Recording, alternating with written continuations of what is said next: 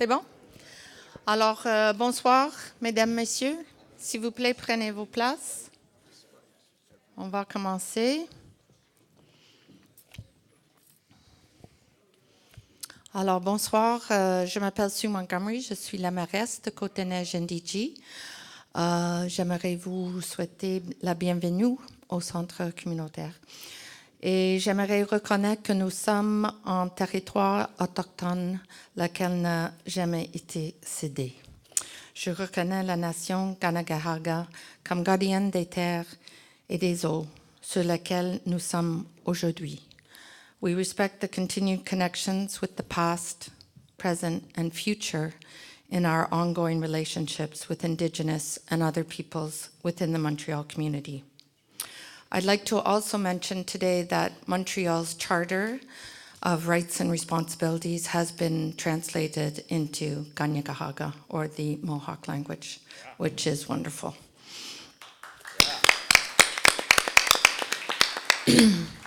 And I would like us all just to take a moment for quiet. It seems to be, is it echoing? No? Yeah. Ça va? Just to take a moment of reflection and to take a deep breath. We're all here for the same reason, to make our bureau better. So let's just take a moment to reflect upon the fact that we live in a democracy, probably one of the few remaining democracies in the world, unfortunately, and we need to be grateful and to protect that. So we'll just take a moment of reflection.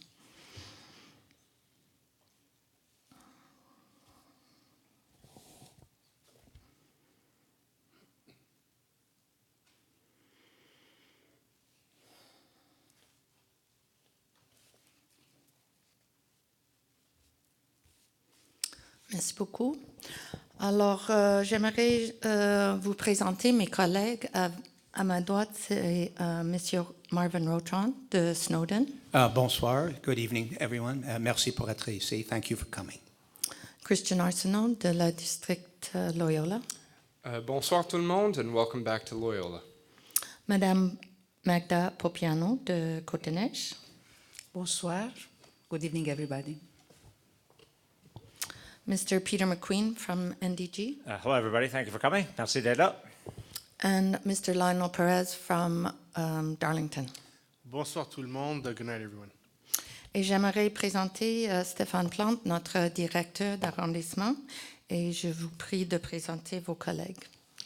Oui, alors Madame la mairesse, Madame la conseillère, Messieurs les conseillers, à ma droite, Madame Geneviève Reeves, secrétaire d'arrondissement, Madame Julie Faraldo-Boulet, secrétaire recherchiste, Monsieur Pierre Boutin, directeur du service des travaux publics, Madame Guylaine Gaudreau, directrice du service des services administratifs, Madame Lucie Bédard, directrice de l'aménagement urbain et du service aux entreprises, Madame Sonia Gaudreau, directrice sport, loisirs et développement social, ainsi que l'inspecteur Sébastien de Monsigny du poste 26 du SPVM.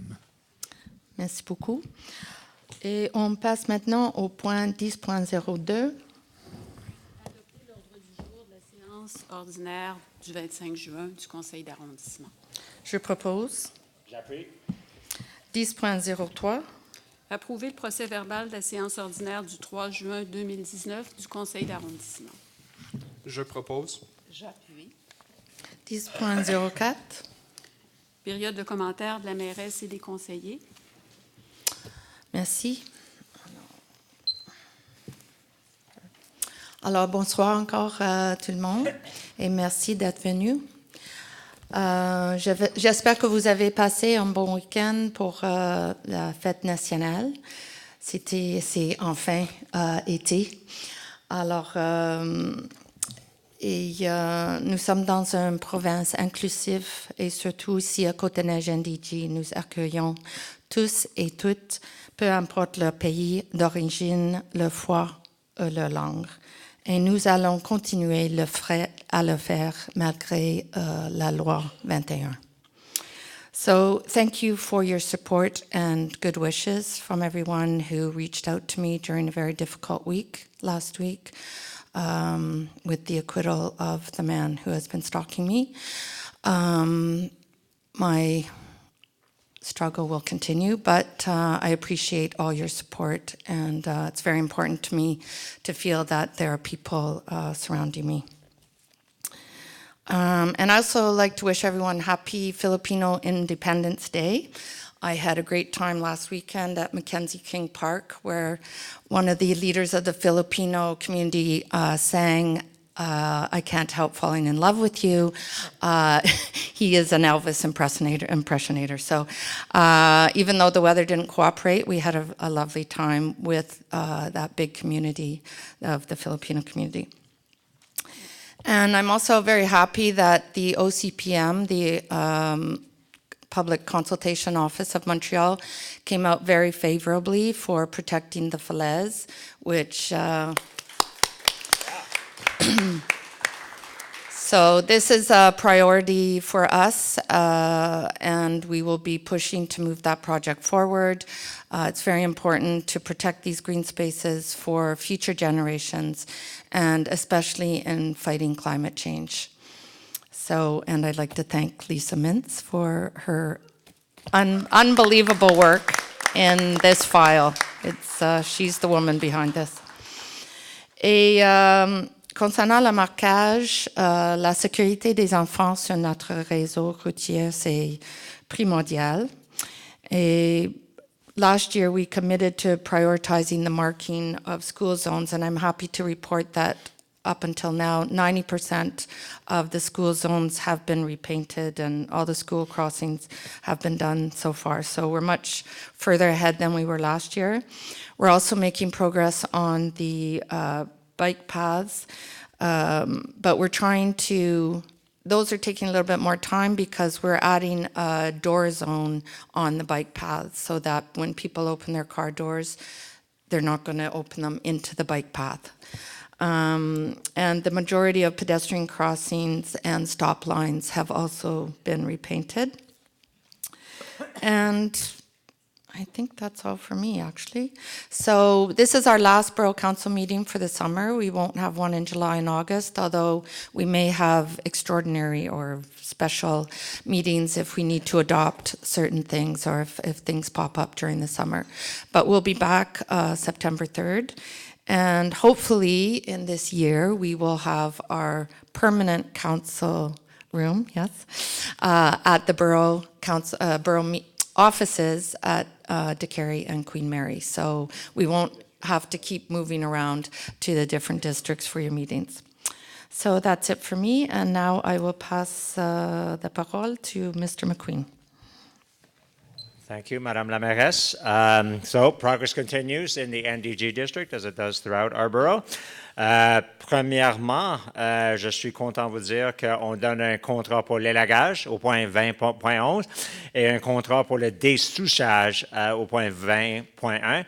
Alors, les arbres, la canopie de notre arrondissement est extrêmement important pour notre administration. Secondly, Dog Park in NDG Park is finished. A good job by our services on that. It just opened a week or two ago, and I have good news that the work on dog parks is going to continue down in St. Raymond next. And I know we've got a couple of questions there, so we're happy to keep the ball rolling on dog parks in our borough. Finally, one thing that is a little more difficult in our borough right now, of course, is the situation in front of Vendôme Metro Station with the bus loop closed. So we understand, very difficult for bus riders, difficult for drivers there too, difficult for cyclists who are thankfully slowing down to accommodate the people waiting to get on buses. It's going to be a tough summer, but there's light at the end of the tunnel. L'an prochain, plusieurs choses vont ouvrir. La nouvelle édicule du métro Vendôme, la rue Saint-Jacques va ouvrir fin de l'été, le pont Saint-Jacques. L'entrée à l'A15 Nord de Saint-Jacques va ouvrir avant la fin de l'année. Même chose pour l'entrée de Giroir Sud vers la A15 Sud et la 20 Ouest. And finally, halfway through next year, the exit from the 720 coming from downtown, or the Route 136 as it will be called, onto St. Jacques Street will be reopened at that time, and that will mean less traffic in front of the metro station and less traffic up around Côte Saint-Luc Road. So I think we'll have, at that point, we'll definitely have a feeling of progress in NDJ. I guess that's it for the more serious developments. It's now just a series of invitations to you folks. la Semaine des Arts Notre-Dame-de-Grâce qui va se passer du 19 au 25 août. Il y a de l'opéra. Il y a des concerts dans le parc Notre-Dame-de-Grâce. Il y a the Off-the-Wall Video Fest. There's an art walk. There's, I believe, literary component as well. So everybody is looking forward to that important week in NDG's annual cultural calendar. Working backwards from there, Italian Day down in St. Raymond on Saturday, August 10th at Georges St. Pierre Park, also known as Oxford Park. Everybody's welcome. It's from 1 in the afternoon till 7 at night. Again, there'll be some kind of a show around 4 or 5 o'clock. There's lasagna supper for everybody. I see Mr. Momesso in the hall today, and I tell you that coming down to Old Orchard and Upper Lachine to go visit Mr. Momesso is a way to celebrate Italian Day all year round. So you're all welcome to come down whenever you want. Le cinéma NDG commence les jeudis aussi au parc Notre-Dame-de-Grâce. Ça débute le 4 juillet, c'est les jeudis vers 21h. Je sais que la première soirée, le 4 juillet, c'est un film d'Astérix, alors amenez vos enfants. Finally, a little plug for Tango in the Park. It's Monday nights in NDG Park. For those of you who want to learn how to tango, it's being put on by the Tango School, which operates on Sherbrooke and Marcel. So that'll start up again on the 8th of July plus. So lots going on in the borough, and the cultural and fun season is upon us. Thank you. I was leaving that announcement for Councillor Arsenault. Okay, it's okay. Mr. Perez. Merci, Madame la mairesse. Évidemment, je me joins à mon collègue, à Madame la mairesse, de souhaiter tout le monde une fête nationale hier. On a été choyés en termes de climat et puis de beau temps pour toute la fin de semaine, et avec beaucoup de festivités à travers la ville de Montréal. Évidemment, on prend l'occasion pour souhaiter d'avance une bonne fête du Canada qui s'en vient la semaine prochaine. Évidemment, encore beaucoup de festivités à travers la ville, notamment l'arrondissement. Il y aura notamment à ce qu'on appelait l'ancien Kent Park, qui est maintenant le parc Martin Luther King. Il y aura, si vous voulez, l'inauguration officielle cette date-là. Alors, je sais que certains de mes collègues vont y être. Alors, j'encourage tout le monde, pour ceux et celles qui ont la disponibilité de venir. Et qui dit du 1er juillet parle évidemment de déménagement, renouvellement de baux, entre autres. Et on sait à quel point que c'est un défi, qu'il y a énormément de ménages qui, à travers la ville de Montréal, vont déménager, quelque chose comme 20% ou environ la population déménage. On fait appel à leur gros bon sens, à leur collaboration. S'il y a des déchets, s'il y a évidemment des choses en surplus qui sont démesurées, il y a des dates quand est-ce et comment. Évidemment, on sait que présentement, il y a un défi supplémentaire avec les éco-centres. On demande pour votre patience et votre collaboration. Je vous conseille à tous et à toutes de téléphoner avant de vous aventurer pour les éco-centres avec les défis qu'on a eus dernièrement. Et puis évidemment, finalement, on a énormément de travaux routiers qui ont débuté déjà. C'est pas évident. On vous remercie de votre patience à cet égard. Et puis, n'hésitez pas à nous contacter, à me contacter pour Darlington si jamais il y a des préoccupations particulières. Et sur ce, je vous remercie. Bonne soirée. Merci beaucoup. Monsieur Rotrand. Bonsoir tout le monde. I'd like to start off with 3 congratulations before I get to some news. First of all, I'd like to offer congratulations to Angelita Louise Grandia, student at École Saint-Luc, proud resident of Snowdon, and also Canada's National Karate Junior Champion, won the title in Edmonton in May. And I know her mother and her grandmother are really proud of her. I'd also like to note 3 winners in Darcy McGee riding of the National Assembly Medal for Community Service. These names should all be familiar to everybody in the room. They were chosen and nominated by MNA David Birnbaum, and they are Dan Phillip, Lilia Esguerra, and Maximilian Pollock. I congratulate them for having won the award. Dan Phillip is a long-term time president of the Ligue des Noirs de Quebec. Lilia Esguerra is founder of the largest adult education school in the EMSB network and active among seniors. And Max Pollock, everyone knows as a former MNA and judge. 2 of the 3 are from our borough, and Max lives, I believe, in Côte Saint-Luc. So I'd like to congratulate them. Also like to announce that this June 30th coming is the 100th anniversary of the birth of Dora Wasserman, the founder of the Yiddish Theater. In 2017, City Council approved the creation of a Place Dora Wasserman at Mackenzie King Park. We landscaped it, the borough did that, we put in a plaque, but the plaque's a bit discreet, and the people who worked to honor Dora have made a new request, and I'd like to say that with cooperation of Sue Montgomery, that there is going to be a new plaque, a much larger plaque, more evident, installed at a special ceremony on June 30th, 11 a.m., at the corner of Westbury and Côte St. Catherine. Everybody is invited, and the community, and not just the Jewish community, owes a debt of gratitude for Dora's hard work creating the Yiddish Theater. I know my parents used to go to it when they just immigrated to Canada and when their English and French skills were a lot less evident than they were in later life. Donc, quelques points d'information. Nous avons reçu plusieurs plaintes d'un groupe de locataires qui a formé une association dans les bâtiments qui appartiennent à SHDM dans l'arrondissement. Il a adressé certaines plaintes concernant l'entretien de ces bâtiments. Il a été appuyé par la Ligue des Noirs dans leur démarche. J'ai écrit à la SHDM et l'arrondissement. J'aimerais dire qu'effectivement, nous avons reçu une lettre de Mme Nancy Schwarib au nom de la SHDM. Et à mon avis, la situation semble réglée.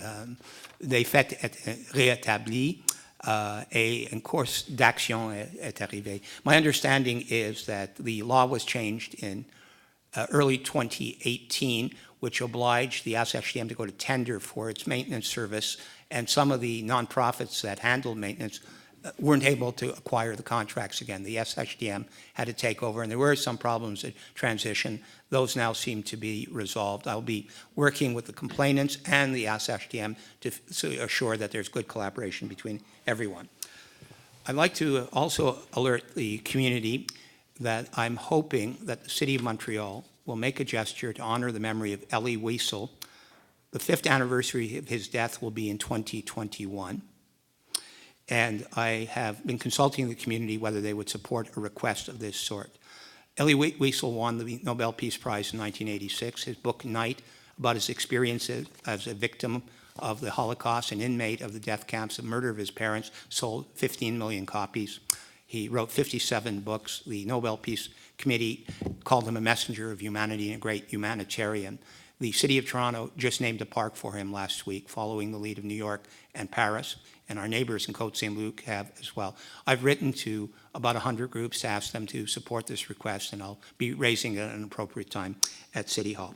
In the same vein as Ms. Montgomery, congratulations to the Filipino community for an excellent job for Filipino Heritage Month. The Borough Council adopted a motion on June the 3rd to note the hard work of the volunteers. But July is the month that the Caribbean communities will be celebrating, and I invite everyone to consider attending Cara Fiesta, Grenada Day, and Spice Island Day, all of which will happen in the next couple of weeks. Merci beaucoup.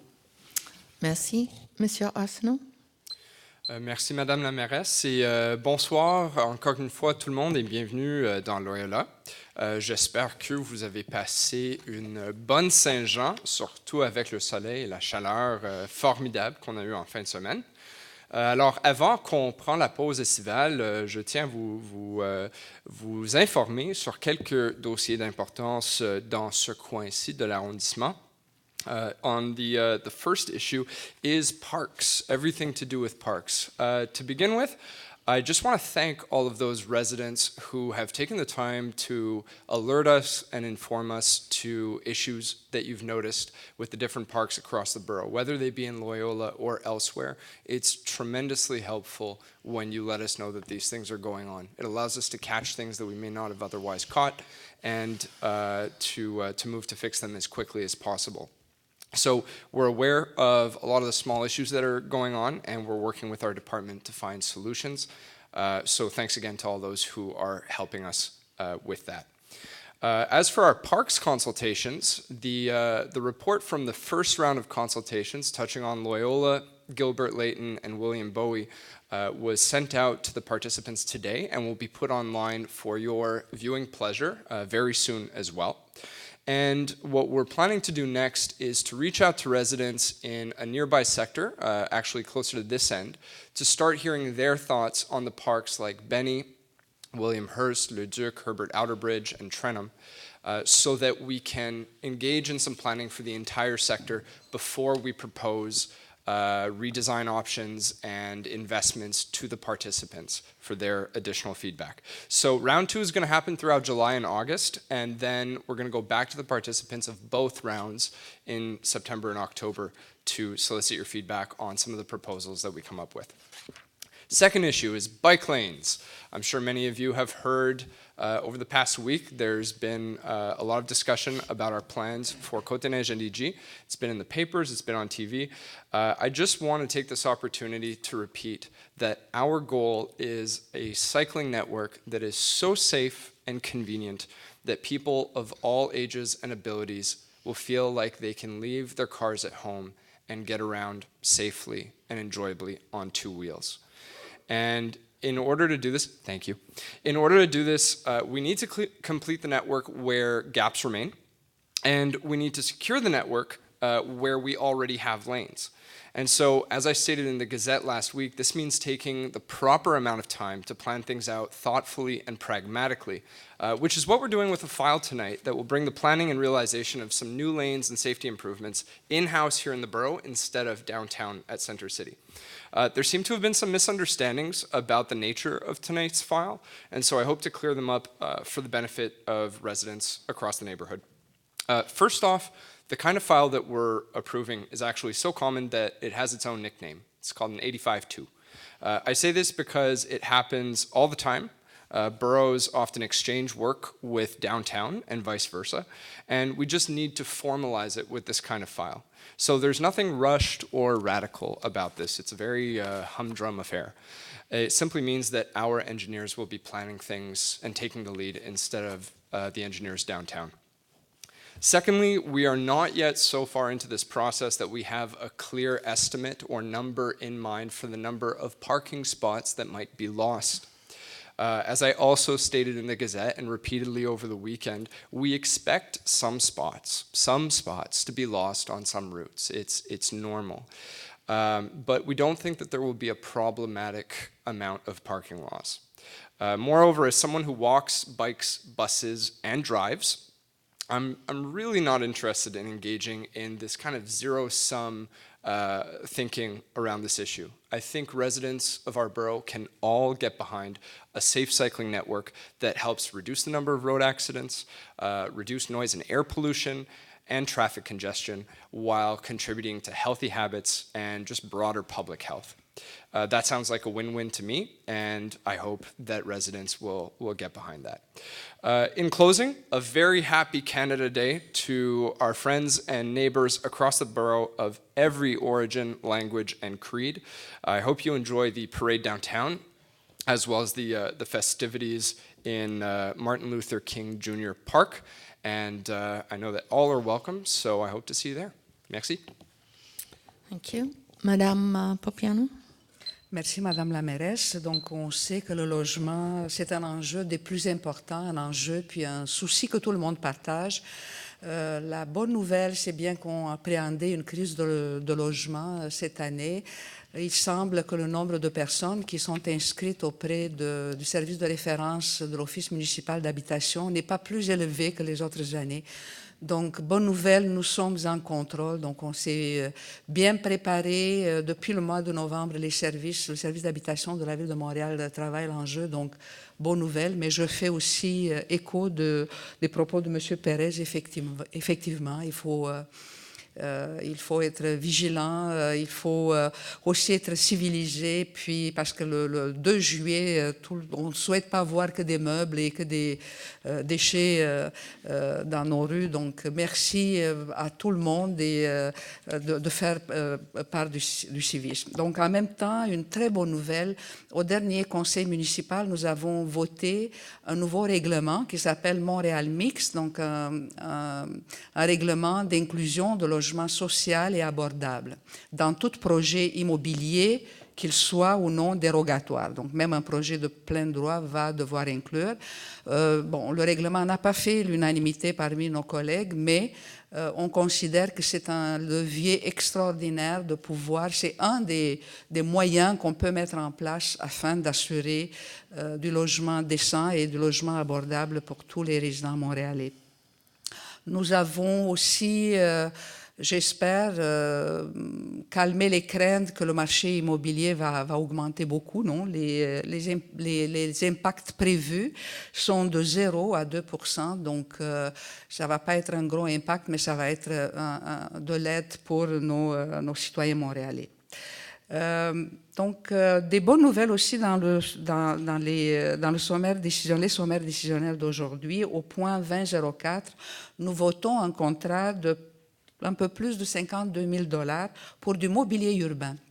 Vous savez, embellir la ville et puis créer des endroits où le monde peut se rencontrer, on peut échanger. Ça fait de Montréal une ville qui est accueillante, qui est inclusive.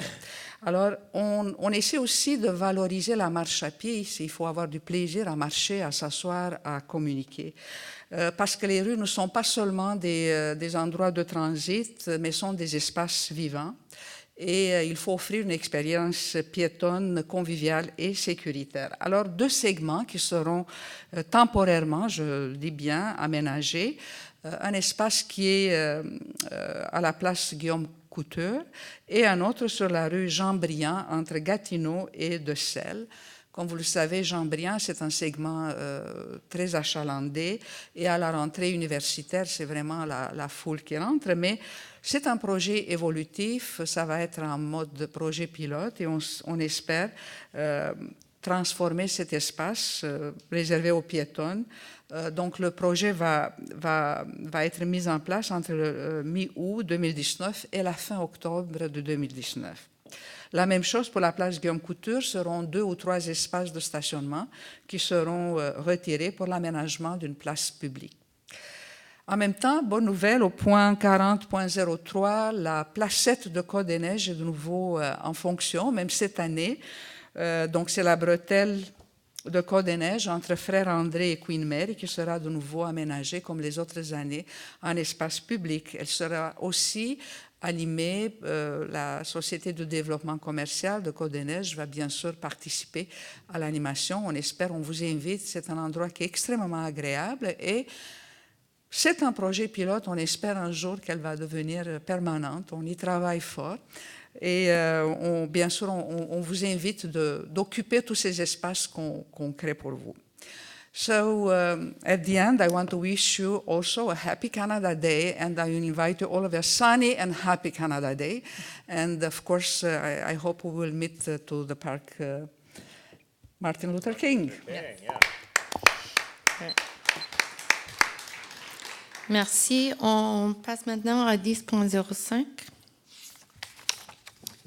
Oui, c'est la période de questions et de demandes du public.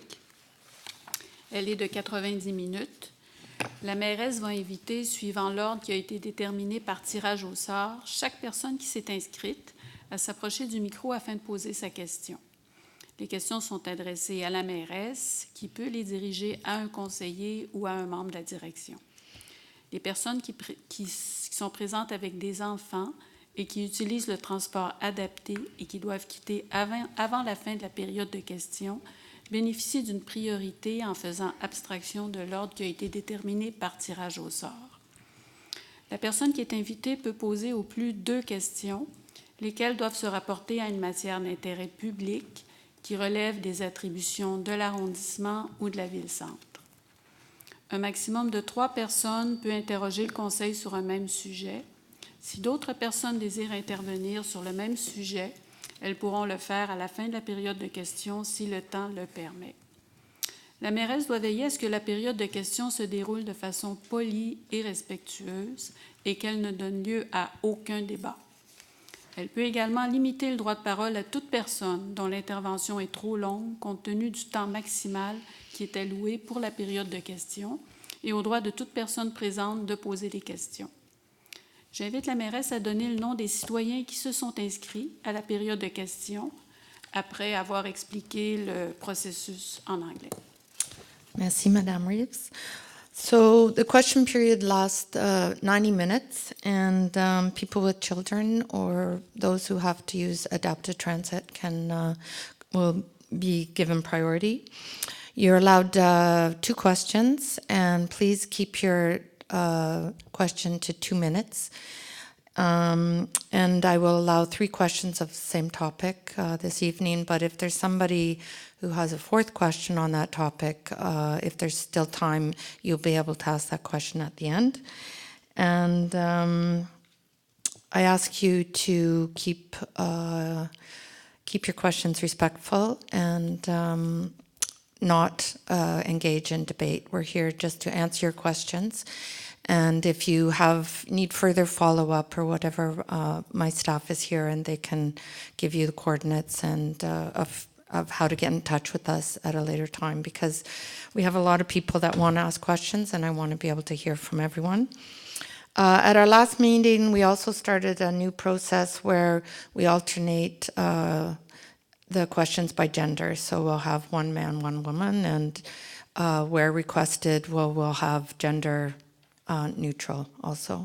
So I'm doing this in order to encourage more participation by women, but also visible minorities. I would like to get everyone more involved in our democratic process. I know it seems a bit intimidating when we're all sitting up here, but hopefully in our new council room, it'll be a little bit more welcoming and less us up here and you down there.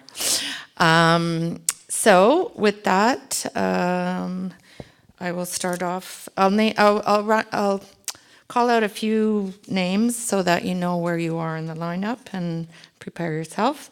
So Nicolas Fichette, Monsieur Paul Shafi, Kendra Boychuk, John Newhouse, Lisa Novak. So we'll start with those people. Ms. Fichette. I'm not sure I'm pronouncing your name properly. I'm sorry. Fitchett. Okay. Can you just lower the mic a bit, please? Thanks. That's great. Okay. Yep. Okay, so I wrote this out, so Okay, I get to a good. point. Okay, I live on Terrebonne between Melrose and Draper. Going on 3 months now, I've been living with a very irritating sound coming from the M building, a noise that could be described as a whine, a hum, a droning sound. In any case, the sound is high-pitched, pervasive, and most importantly, continuous. That means at night, when the street sounds have dimmed, its magnitude is amplified. I have logged a complaint with the city, as have many others in the area. The last I heard, an independent sound engineer was hired to put together a report measuring sound levels. I don't know where that's at, but I do believe the noise is above accepted levels. Unfortunately, I was away when he was gathering his data, but I wish I'd been there because from my house, especially at night, it's loud. It's becoming unbearable for me, and I believe for a large portion of the area. With temperatures rising, it seems very unfair that I can't open my windows to let in a breeze and bear the heat, especially at night. Note, I have no AC, and I live in an upper duplex. I'm also 6 months pregnant, and overheating for me is concerning. I called the M building today, spoke to someone there who grew impatient when I asked about the status of the sound coming from his roof. He said he wished people would stop calling about this, that he has been made aware. They have evaluated the parts required for repair and replacement. A quote has to be done, sent to head office for approval. Parts need to be ordered from Toronto. He said it would take at least a month, maybe longer. For me, this is unacceptable, and as city councilors, I'm asking you to add weight and pressure to this and wondering what can be done. Yes. So thank you for coming tonight, and congratulations on your baby. No, don't leave. I'm going to answer your question, unless you want to sit down. No, that's fine. That's fine. Yeah? I just thought. Okay. And I sympathize with not getting your sleep and feeling the heat when you're pregnant. I understand that. So this has been I've noticed all the complaints on Facebook and social media about this, so we've been looking into it. And you're right, there were inspectors sent there, and I just got an update today. So between May 22nd and May 30th, our inspectors were there, and it is indeed higher than is permitted. So a request, so we sent them a request to fix it. And today our services received confirmation from the manager of the building that a replacement piece for the faulty piece of machinery has been ordered, and work is to begin July 2nd to replace it. So that's next week. It's still another week, but I will make sure that we follow up with our services to make sure that that is done so that you can get some sleep. Thank you. Thank you very much for your question. Mr. Pourshafi. Good evening, ladies and gentlemen. Good Thank you evening. for the time that you gave. Before I pose my question, I'd like to make a complaint regarding the way that the question period is handled. Because it's kind of insult when I don't have a chance, when I get the answer that is not related to my question and is distorting the fact of my question. For example, when I asked Mr. Peter McQueen regarding the Falaise and Saint-Jacques, he's telling me that is belong to the Grand Park and the Grand Park are responsible, which I've been in the public consulting of OCPM. I've been in the other meeting that they have in the area, and I asked the official of the city, and they said, no, it still is a no-man land zone. It's not belong to the Grand Park. These I like to respond that when he answered me, and you're telling me this is finished, you cannot get into the debate. There is no debate in that. I want to just respond to that. And many other questions like this that it's going on. And if you give me a chance, when I get the answer, at least responded to see this was my answer to the question or no. Regarding, for example, when Mr. Arsenault, 2 times I asked him, let's show that we are doing something for the environment and put 1 tree on Saint-Jacques. There is no 1 tree all the way in Saint-Jacques. And he's telling, I agree with him, with all the respect, 100%. It does not make sense, to put the tree in the place that it's going to be in infrastructure completely changes. Right. But So do you have a question? Yes, I'm Okay. going to come to my question. This Okay. was commented before you stopped me. Okay. They said that's why I had to mention that. Yeah, my question is now, before the OCPM come with the report, I informed of the public consulting of the 2012 that the problem with the Falaise and the Saint-Jacques and how important that Falaise it is. And you are aware of it. And I've been asking, what have you done about the Saint-Jacques and the Falaise? Now it's almost 2 years that in this position. Now you have an answer from the OCPM. Well, I'd like to know what is your position for the Saint-Jacques and the Falaise? Well, our services are working on a plan for the redesign of Saint-Jacques. We have identified some key people all the way from Claremont to West Broadway. So all that, like de Maisonneuve and Saint-Jacques, is all going to be redone. So that's where we are. We're at the planning stage right now. Okay, just a question. A Answer second to follow-up this. Yes, question, follow yeah. up to this one. In past 10 years, I've been hearing the same thing that is in Yeah. the planning there. That's why we see the hospital is finished. That before the first start of the hospital I was complaining in here about the Saint-Jacques and this area, and it was in the planning stage. The hospital is done. People are gone back to the moon and come back, and still the Saint-Jacques and all the places still remain the same and still in the planning. When I talk to Mr.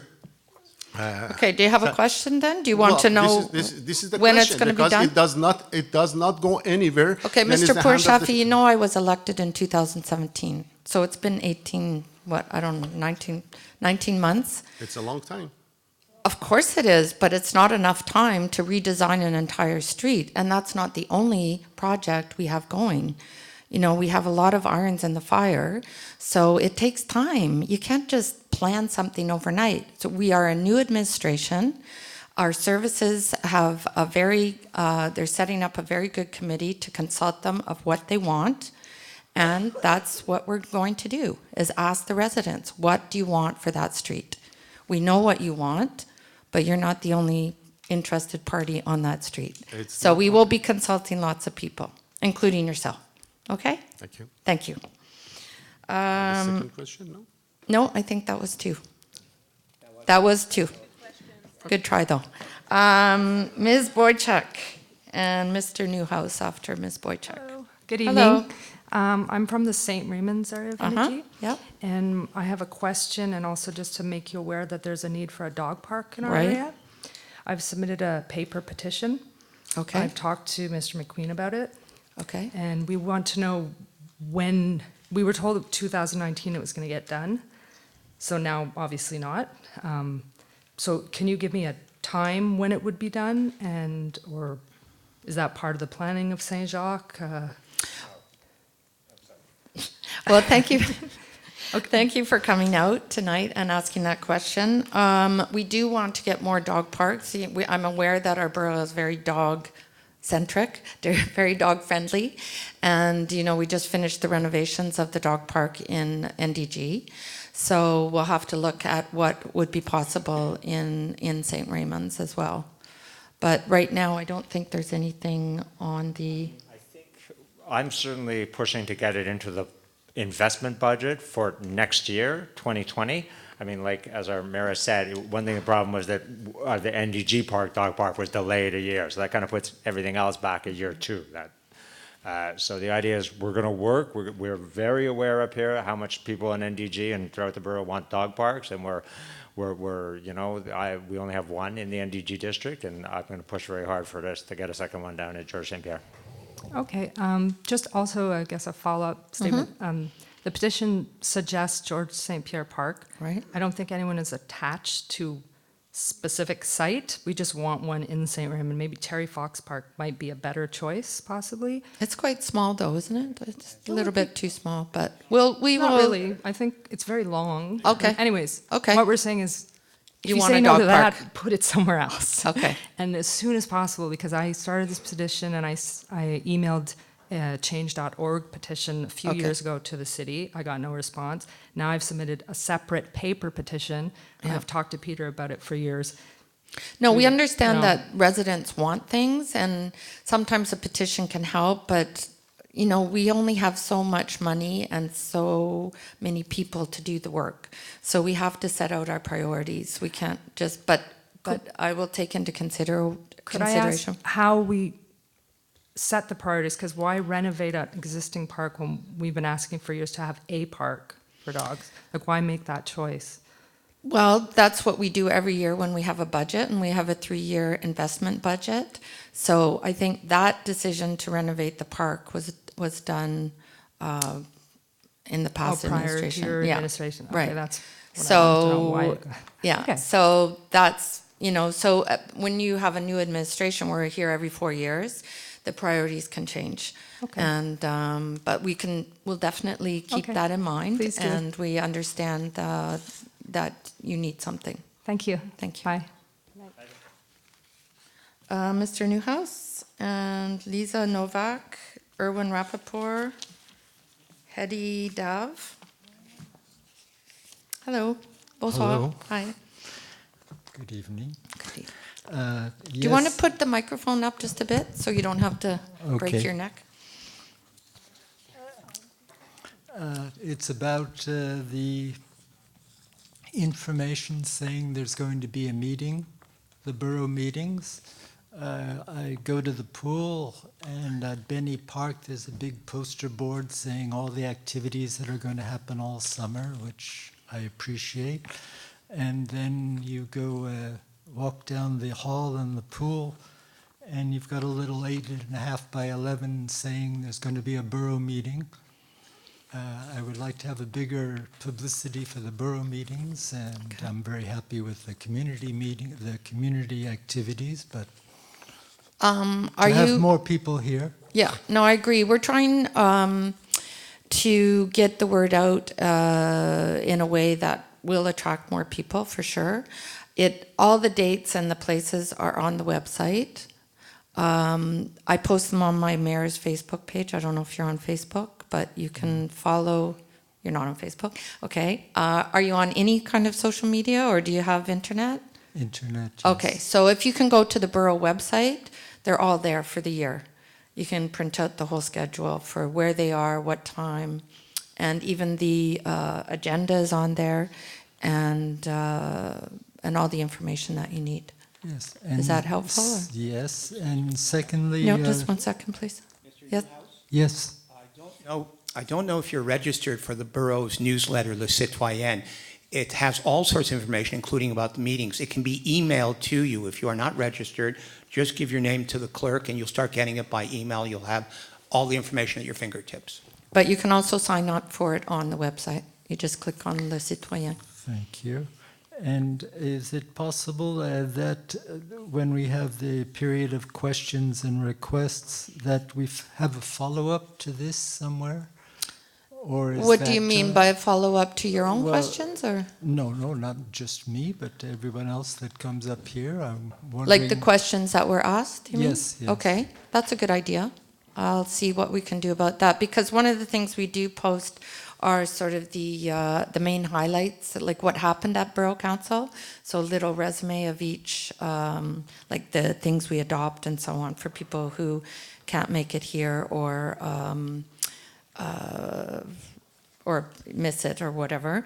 But you can also, people can also watch it online at home, online. But that's a good idea. We'll take that into consideration. If we're getting the same questions, it would be good to post the answers to those questions. Thank you. Thank you for that suggestion. I'll make a note of it. Ms. Novak?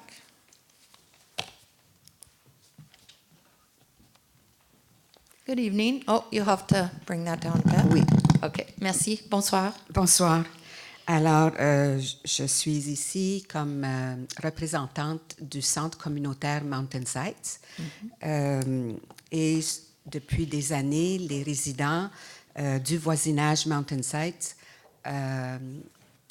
vivent un dossier ou une situation très épineuse qui dure depuis plusieurs années, qui concerne le transport scolaire et l'École des Nations pour les enfants qui voyagent d'un endroit à l'autre. Alors, mon intervention porte sur le point 20.10 de l'ordre du jour. Je voulais simplement dire que les familles qui vivent dans ce secteur, c'est des familles qui sont à faible revenu. Et donc, la Commission scolaire de Montréal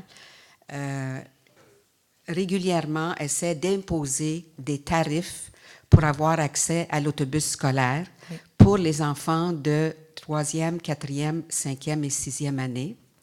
Et une famille qui a plusieurs enfants aussi qui fréquentent cette école-là, ce sont des frais quand même très onéreux pour eux autres.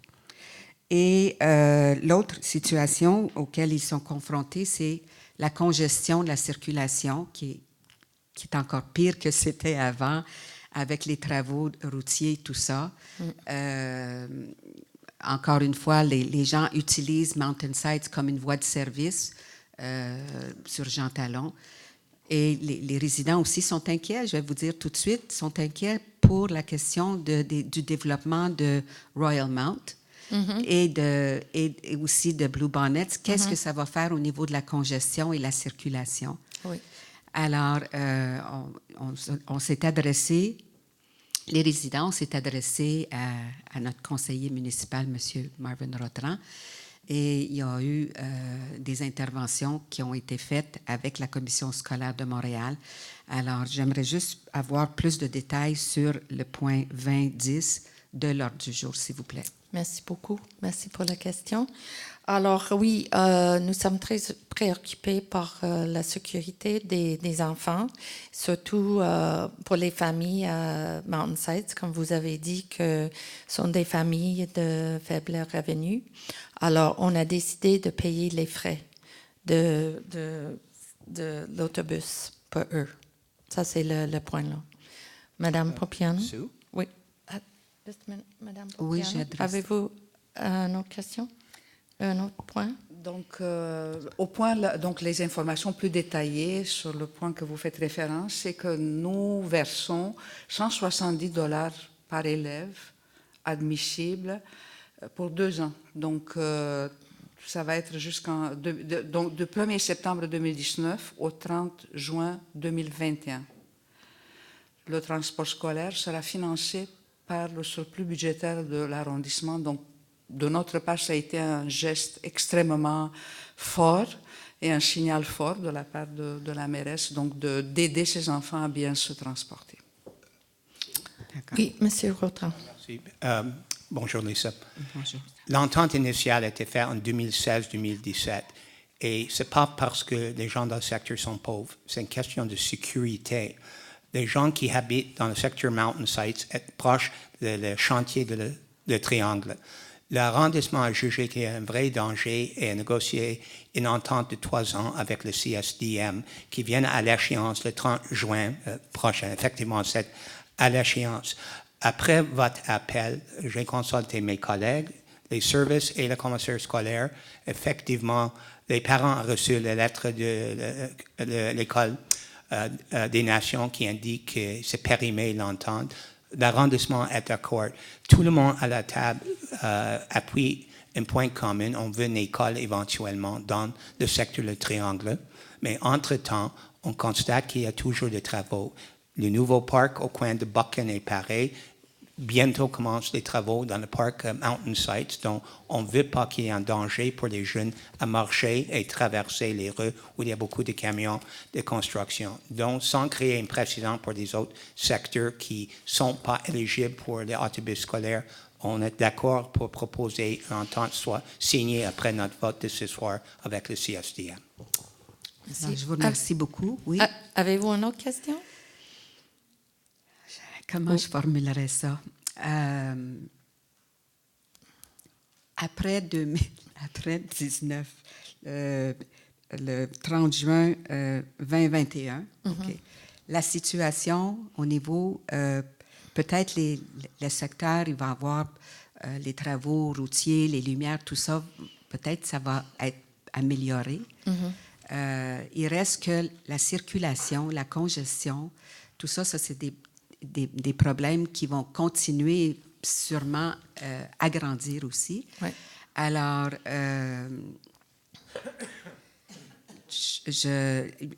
la suggestion d'une école aussi dans le secteur, avec tout le développement qui se fait, est-ce que l'arrondissement...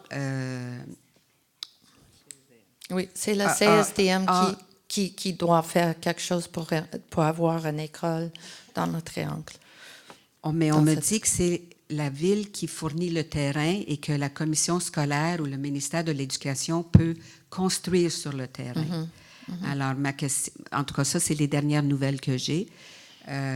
J'aimerais ça qu'on puisse avoir un suivi là-dessus. Je sais que Madame de l'urbanisme... Okay. Mais je vais m'informer et je vais retourner à vous avec cette information. OK? OK. Je prends Où note. est-ce qu'on en est rendu dans ce dossier? Oui, merci beaucoup. J'aimerais terminer en disant, s'il y a une négociation actuellement entre la ville et un tiers, c'est confidentiel, mais le but que tout le monde partage est d'avoir une école dans le secteur. Oui. Alors, partagez ce que vous pouvez. OK, merci. Merci. Mr. Rappaport et Madame Dave, Monsieur Momerso, Madame Mintz, Monsieur Cole-Peters. If the borough and the city are serious about reducing the number of cars in Montreal streets, the city should bring in a surtax on car ownership, $1,500 annual fee on the second car per household, and $3,000 for the third car per household. Instead of removing/stealing parking spots on streets to create bike paths, the borough is planning to remove parking spots on 13+ streets in NDG and place protected bike paths there.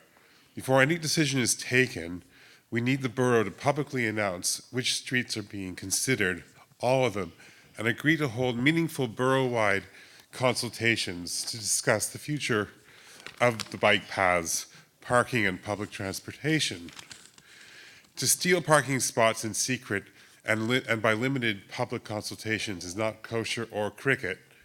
We have a major problem in Montreal with far too many cars, and we need fully discussed, thought-out solutions and policies.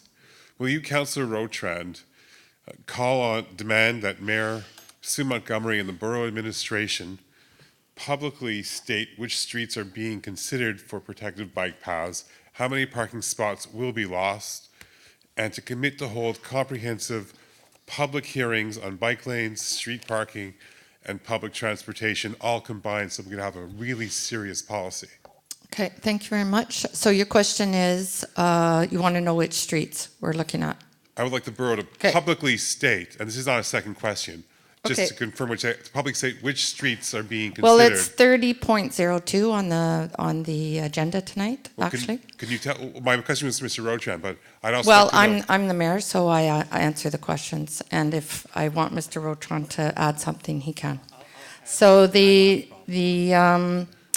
streets, the protected ones, Notre-Dame-de-Grâce between Grand Boulevard and Royal, Grand Boulevard between Moncton and Côte-Saint-Luc, Upper Lachine between Decarie and Grand Boulevard, Isabella between McDonald and Lemieux, Jean-Briand between DeSalle and Edward Montpetit. And I'd just like to make the point that we are not stealing parking spots in secret, as you say.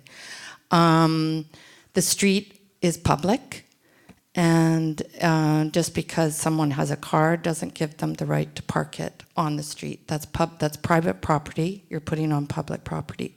So that public property needs to be better shared by pedestrians, by bikes, by cars. So if we want to encourage people to get out of their cars and ride their bikes or walk, we have to make them feel safer to do so. And that's what we're trying to do.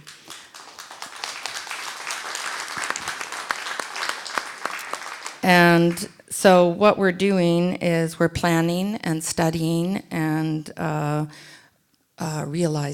building these bike paths.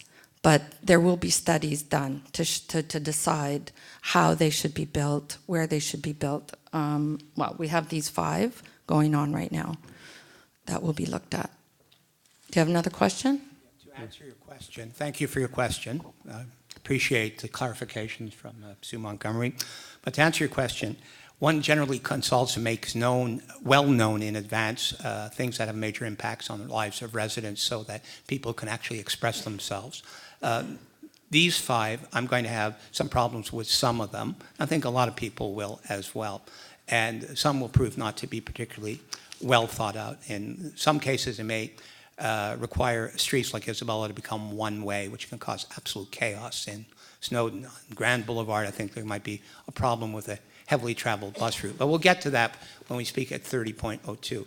My own feeling is that the borough would be better off having consulted, created a body that would exchange with all the stakeholders to find a way to bring consensus between different road users and to come up with a pragmatic plan that would actually allow cyclists to cycle more safely and promote greater modal share without necessarily, and I hate to use this word, pissing off everybody else in the borough. This is not the way to bring consensus. Well, not everyone is upset about it. Mr. Rappaport, do you have another question? Yes, I do. Projet Montréal continues to speak about transparency and more democracy, but in this borough, Mayor Sue Montgomery only permits 2 people to ask 2 questions. One cannot even bring up the 5 W's as any solid reporter would ask to get a true handle of the situation. For downtown council meetings, citizens can submit questions on the record in writing, and which is also the case for the borough of Verdun or one of the adjacent boroughs to it. And they can also put in requests for information, be it documents, etc. Now, the question here, no, the point is 2 minutes is a 2-minute limit, and 2 questions is insufficient to fully explain some situations and stress the points where proper responses are needed, non-political responses from the borough administration. Therefore, Councillor Rotrand, will you call on Mayor Sue Montgomery and the Projet Montréal administration of this borough to agree to permit borough and city residents and organizations to submit written questions and requests for information that are on the record, with the questions and responses to be placed online for all to see and download. This is important because people will see that their problems are not unique, and with questions and responses available on record, can fully glean what the city has done in the past, the merits and quality of actions and interventions, and what can be done in the future, what they could expect. Actually, you can submit questions online. That is, like, nobody has done that, but you can. So that's already in place. The reason we have a 2-minute limit is because some people tend to go on at length, thus taking the time of other people. So, but you can always reach us. I'm always available. I'm on social media. Chad Walcott answers our phone. He gets back to you within 24 hours. Thank you, Chad. And so you can't say that we're not being democratic. We are very much available to answer your questions and concerns. I'd like to confirm what she just said. First of all, the councillors try to work together despite our small differences at City Hall, here at the Borough. We're here to serve the citizens. But I want to say the bylaw does allow written questions to the clerk, and there will be a written answer tabled. Just nobody does it. In fact, the reason nobody does it, I don't think it's well known or well publicized. The other thing is you do have the right to put in access to information requests you send. It's Madam Reeves, Maitre Reeves, as the clerk of the borough. She'll confirm reception. She has 20 days to get back to you. If she needs 10 extra days, the law allows her to do that. But they have to respond to your request in 30 days, and if they refuse, they have to explain to you how you can contest that. So your rights are not being taken away, particularly in this borough. We could maybe think about how we could do it slightly better, but the rights are there, and I'd invite you to take them up. Thank you Thank you very much. Ms. Dav and Mr. Momesso and Ms. Mintz. Can you just put, yeah, good. Thank you. Bonsoir, Madame la Mairesse Bonsoir. et les conseillers municipaux. I just want to say one thing before my two questions. The name is Dab with a D at the end. I mean a B, a B. Oh, B, okay, I'm B. sorry. That's okay. They have Don't it be as sorry, B no. here. Sorry. My first question is regarding the Falaise Saint-Jacques. First, I wanted to thank you very much for supporting us as well as you have. And thank you. My question is, when are the feasibility studies going to start for the Dal Park? Well, that's your question? That's okay. one question. Okay. Well, thank you very much for coming, and I'm sorry your name was written down incorrectly, but I'll remember it now. Yes, I had a meeting recently with the Minister of Transport, the Quebec Minister of Transport, who confirmed to me, I asked the question directly, that it wasn't the minister himself, but his people. And he confirmed to me that the project is still happening and the feasibility study is happening. So that's as much information as I got. I don't have a date. But we will continue to push for it. It's definitely a priority, and I would love to see that happen. Thank you. So they haven't said no. Good. Did you have a second question? Yes, I have a second question, not regarding the Falaise, but regarding the Benny Park. I don't remember if it was a year ago or 2 years ago, we had that cyclone 2 years ago. that brought down 3 trees, which Right. are actually facing my window. And I was wondering, do you have plans to plant big trees there to replace what went down? Well, I know that we've planted some 700 already in NDG Park, and we're planting trees all the time, even like for the ones that have died from the ash borer. So I know some people are impatient because we cut it down and then we have to wait for the roots to die before the big stump comes out. That's been done. Okay, that's been done. Yes. So they will be planted. Okay, thank you. Okay, Great, thank you. Thank you. Mr. Momesso?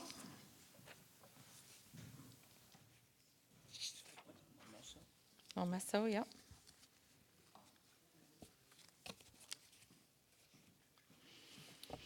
Bonsoir. Okay, Good hi. evening. Hi.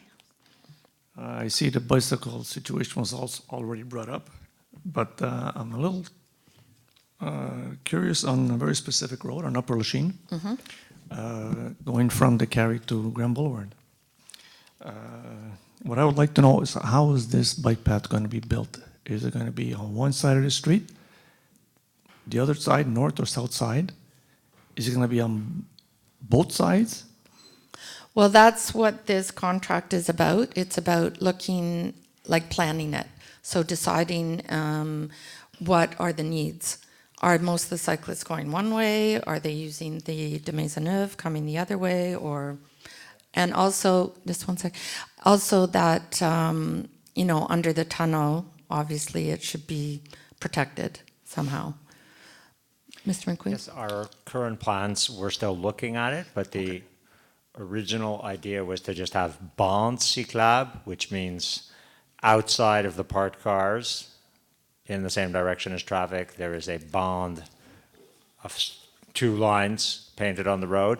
Perhaps a bit of a dooring zone is the thing we're going to add, but it would not remove parking along the whole length of Upper Lachine. That is the current plan. I mean, it's not the absolute plan, but that's what we've been discussing for the last year or two at the borough. And as long as our experts vet it, I think that's what we would be proceeding with.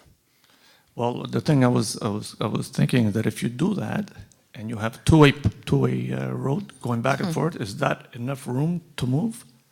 For the bikes or the cars or everybody? Bikes, for everybody. Yeah. Well, that's what we would have to look at, right? We're not going to, and also we want the space, for people to open their doors. Yeah, for sure.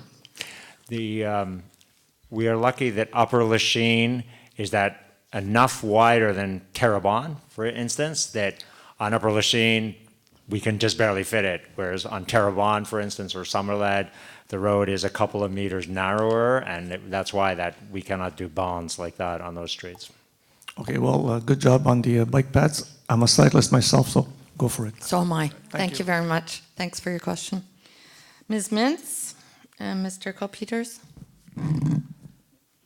Hi, my name is Lisa Mintz. I'm the founder of Sauvana Falaise. And I just want to thank you, the mayor, and all the city councilors for being so supportive of the Falaise Saint-Jacques, which culminated in the OCPM report on June 11th. And the report has a lot of wonderful recommendations, including that the Falaise should be part of the new Grand Park, and that the Dalle Park, or the bike path connecting NDG with the southwest, should be part of the project. And thank you for that information that you got from the MTQ. That's great. A lot of the recommendations are to be dealt with at a later date, but some of the recommendations regarding the protection of the Falaise can be dealt with right now. One of those is the institution of a 10-meter setback between the businesses on the top of the Falaise itself to stop the dumping of garbage and snow. I went with some of the city councilors and the public works people to look at the dumping of garbage and snow, and you've all been there at our cleanups, and I know that this is something that's important to you. So my question is, when can we look forward to the Falaise having some physical protection from dumping, such as a fence? Okay, thank you very much. I just happened to get information today about that.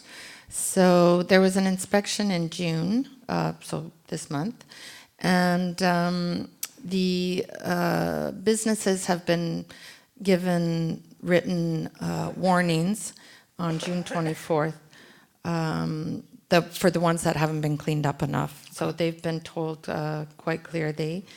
I'm just kind of translating as I go here. And then so they have until July 15th, and after July 15th, there will be fines given to them if they don't respond to our demand to clean up. And then the inspectors of our borough will be following up regularly with the Falaise.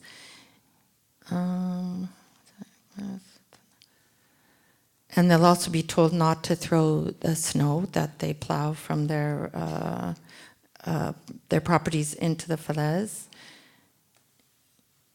And they will also be warned that if they do so, there will be fines. In terms of the fence, Mr. Boutin, do we have any information about a fence? We don't have a lot of information about that. The thing I heard was 5 meters, not 10 meters, and it's not our land, I think, is their land, the property there, the commerce that are there. So we have to check with the city center, probably with an arpenteur géomètre, to be sure where we can limit the land and what we can do there. Because if we go on your property and we put a fence, I'm not sure you'll be happy. So there's some things that we have to check with city center, and we have to follow the rules for that. So 5 meters is the current recommendation, but 10 meters is what the OCPM is recommending. We'll check with the expert on that. Okay. Okay. I have one more question. I think. No, I don't. Okay. And I just wanted to thank you very much for your work and all the committee for pushing so hard to save this beautiful piece of green space that we have. So thank you. Thank you so much.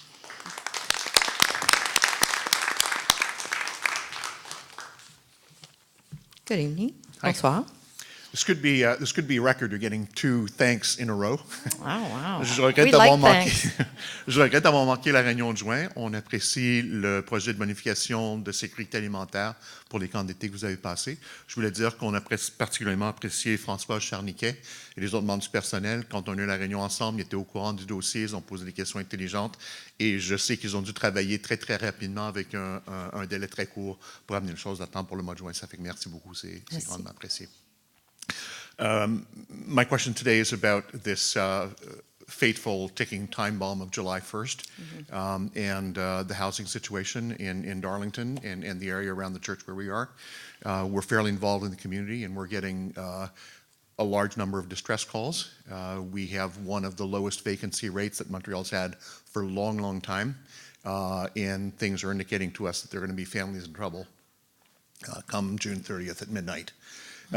There's a couple of emergency measures that I think are still in place. I think the program that Councillor Beautrand had initiated, where if people are stuck and evicted and they don't have any place for their furniture, I'm hoping that's still in place and still accessible. I'd like that to be more publicly known, how you access that if you're in trouble.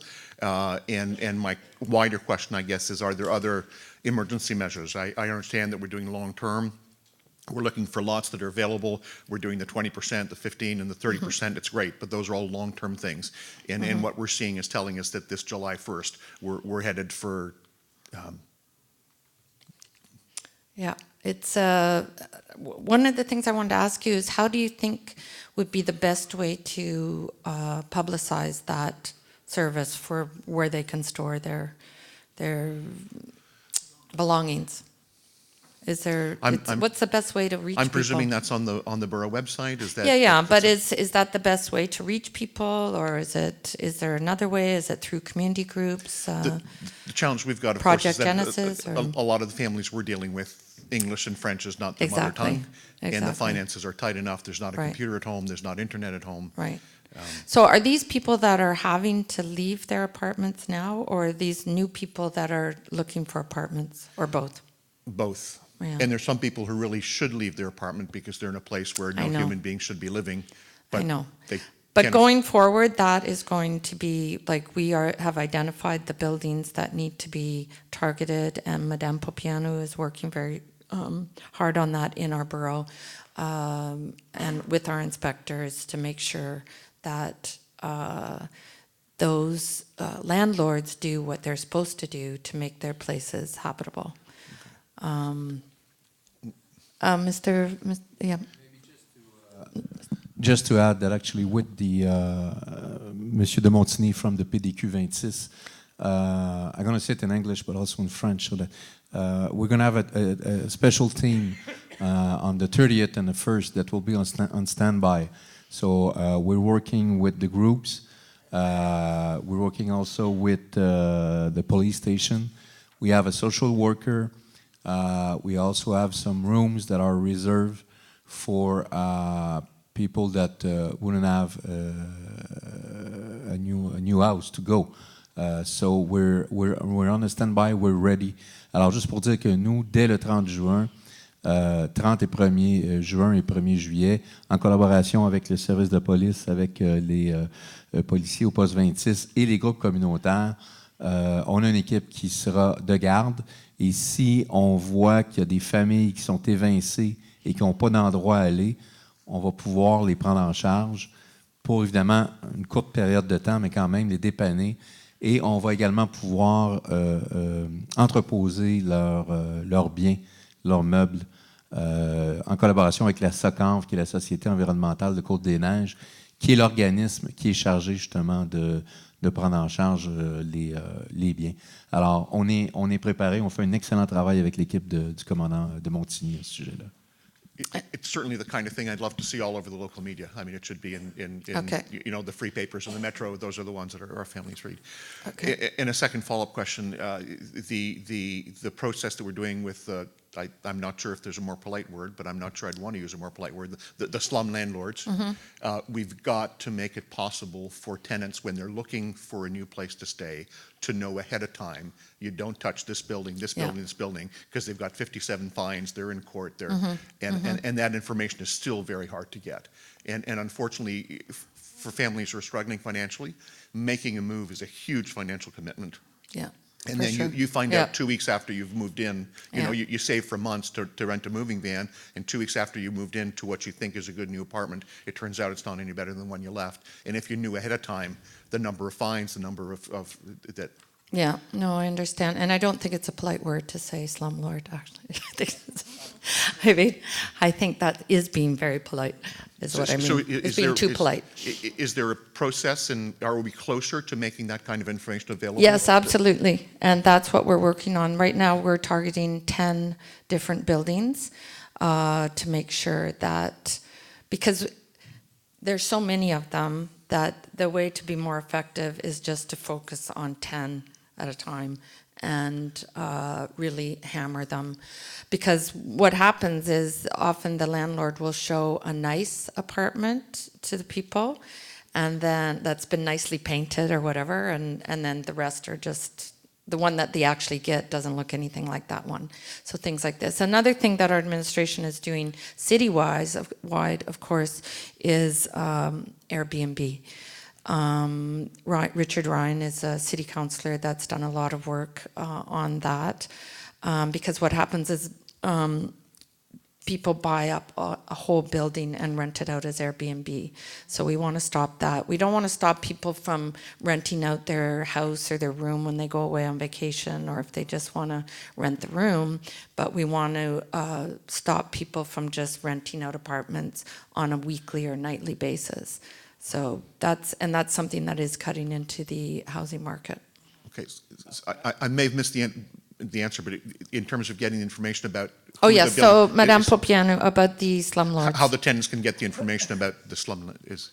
Yeah, actually, as you know, the city opened a database with unsanitary. Unsanitary. It's not unsanitary, it's... uncleanness building. So, and we cannot put it's a slumlord, but we know exactly which building has problems. So actually, the problem is it's not very friendly, accessible as information. So we work to publicize this list. Okay, so to make it more in the other hand, you know. We don't want to put aside people living in this building and to say, look, you live. It's a complex issue, so I will not answer completely. But really, we focus on, and we work on a project named BGB, Barclay, Goye, Bedford, so the streets where this building are. So we will have good news. Okay, it's not the moment, but we work on. Appeal to you. Look, a lot of the people you're dealing with don't have access to the internet. And if you know where there are problems, don't wait till the last minute and suddenly, someone panics on June 30th. If you have cases right now, meet with Mr. DeMontigny, and the community organization has been mandated, so there could be a plan in place. July 1st, they'll have somewhere to go to. And as well, the information that when there's a court conviction, it's public information, but most people don't have access to it. Maybe the religious institutions, community groups can share a pool of data and make it available to tenants in that type of situation. Okay. Thank you. Thank you very much. Madame Fernandez and Mr. Hamilton. Good. And after that, Madame Bell and Monsieur Boire. Okay. There's another thing about the dog park. Okay. 2 years ago or 3 years ago, we already had a petition. It went to the city, it went to the ombudsman, it came back, and they said, okay, McDonald Park is too small to making a dog park. And one part that was okay, they planted all trees, so that's okay. What we have been doing is getting up early in the morning, 6 o'clock, run with the dogs, frisbee or whatever, and at 7 o'clock we're gone. Mm-hmm. So we have been doing that even in the winter. Nowadays, the police is coming again. Mm-hmm. So I wonder, like we don't say a dog park, it costs a lot of money to build that, but just to have a time period that you can let your dogs loose, but supervise, not letting them run all over the park. Yeah. It's difficult because it is the citywide bylaw, that you have to have your dog on a leash. Yeah. And unless there's a fenced-in area, it's hard for us to let you break the bylaw. It's three parts, it's fenced. Yeah. One part is not. But if we were allowed to allow that, and if by chance some dog were to escape and, bite somebody or whatever. There's nobody. Who is there at 6 o'clock in the morning? Because at 7 o'clock everybody's gone because they have to go to work. And there is nobody. The police comes around 7 o'clock when we are leaving. Okay. And we got tickets already. Yeah, I know. That's a difficult. Yeah, well, let us think about it and see if there's something we can't do about that. It doesn't cost any money. Yeah. And we supervise. The dogs are not running and loose. But what if somebody comes that doesn't supervise their dog? That's the problem. No, because we know everybody. We are about 10. Yeah. And it's always the same people that come, that have their dog. One dog plays frisbee, they all run around. No, I understand. And that's the end of it. So okay, well, let me take note of it, and we'll look at it and see if there's a way that we can make that possible. Because they have it in Toronto. They have like an hour. Your request was actually looked at, and the services had certain objections. I know you went to the ombudsman at the time. I remember that. And instead, the borough wanted to put a dog park in Kent Park, now to be known as Martin Luther King Park, but there was a petition of residents opposed to it. We are deficient in dog runs, as Sue said earlier. And as Peter indicated, the one in NDG in his district was delayed by over a year. The bid came in so high, we couldn't afford it. We only have a limited amount of money in our capital budget. We make choices all the time about how much of this we can spend, how much of that. We want to do it, but we're looking for innovative solutions. In your case, nobody's ever actually proposed that before. I'd like to discuss it with the colleagues and see if we can do something. Because I think even a dog park, eventually all the grass is gone. Yeah, that's true. But if you have the dog like only a certain for time 1 hour of the day, or something, 1 hour a day, and the grass stays good and nothing gets damaged. Yeah. Okay. Well, we'll take it under consideration. Thank you for your question. Thanks for coming, Mr. Hamilton. Good evening. Good evening. 100 years ago this May and June. Can you just approach the mic a bit? I don't know if you can put it up a bit. You're taller. Yeah, there. Perfect. Right. Thank you. 100 years ago this May and June, a truly remarkable event transpired right here in Canada, the Winnipeg General Strike. For 40 days, some 30,000 workers in what was then Canada's third largest city of 190,000 people walked out for higher wages, collective bargaining rights, and a fairer distribution of wealth. In the end, their strike was unsuccessful. Today, capital is once again triumphant. The 1% are gaining an increasing share of the income pie. This augurs poorly for our future as a democracy and threatens our standard of living. In our borough and downtown, capital's presence is manifest in the construction of houses and condo buildings. For the last 20 to 30 years, elected representatives at all levels have been enabling a wealth and income enhancement program for real estate agents, developers, and our too big to fail, undertaxed Big Six banks. It takes enormous quantities of debt in the form of mortgages and home equity lines of credit to effectuate this policy. Throw in increasing auto loan and credit card debt, and expanding government debt from federal, provincial, Denis Coderre and Projet Montréal administrations, and our Potemkin Ponzi economy funnels even more wealth and income to corporations and the 1% at the expense of the 99%. Do you have a question, please? Question for Christian Arsenault, Chairman of the Urban Planning Advisory Committee, Lionel Perez, leader of the Ensemble Montreal Party, and Marvin Rotrand, in that order, please. Densification is used as a justification for home building, particularly for high-rise condo towers. Are you in favor of densification in our borough and downtown, yes or no? And please explain your position for or against. Mr. Arsenault, do you want to take a shot? Thank you very much for the question. It's something that pops up in one form or another on a fairly regular basis, whether it's at the city or in the borough, so thank you. It's a very important issue. I can tell you very straightforwardly that I am in favor of densification in the borough, particularly within easy walking distance of major transit nodes. I am not in favor of skyscrapers and high-rises.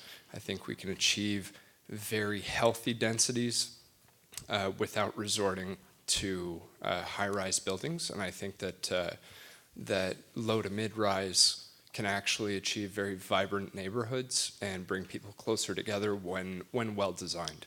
So that's the way I see the issue. If you'd be so kind as to repeat your second question, I've already blanked out. What? No, that was it. Okay, if that's the only one, then there's there just we one go. question. But also Was it- downtown as well. I asked about downtown. borough and downtown. Do you support densification downtown and in Griffintown? Yes, in fact, if I'm not mistaken, there's already a plan in place to attract tens of thousands of new residents to the downtown core. I think my colleague, Mr. Perez, is perhaps more familiar with that than I am. But I do think that we need to densify downtown as well. But again, I don't think that it needs to happen with skyscrapers. I think we have a better chance at vibrant neighborhoods when we do not have skyscrapers.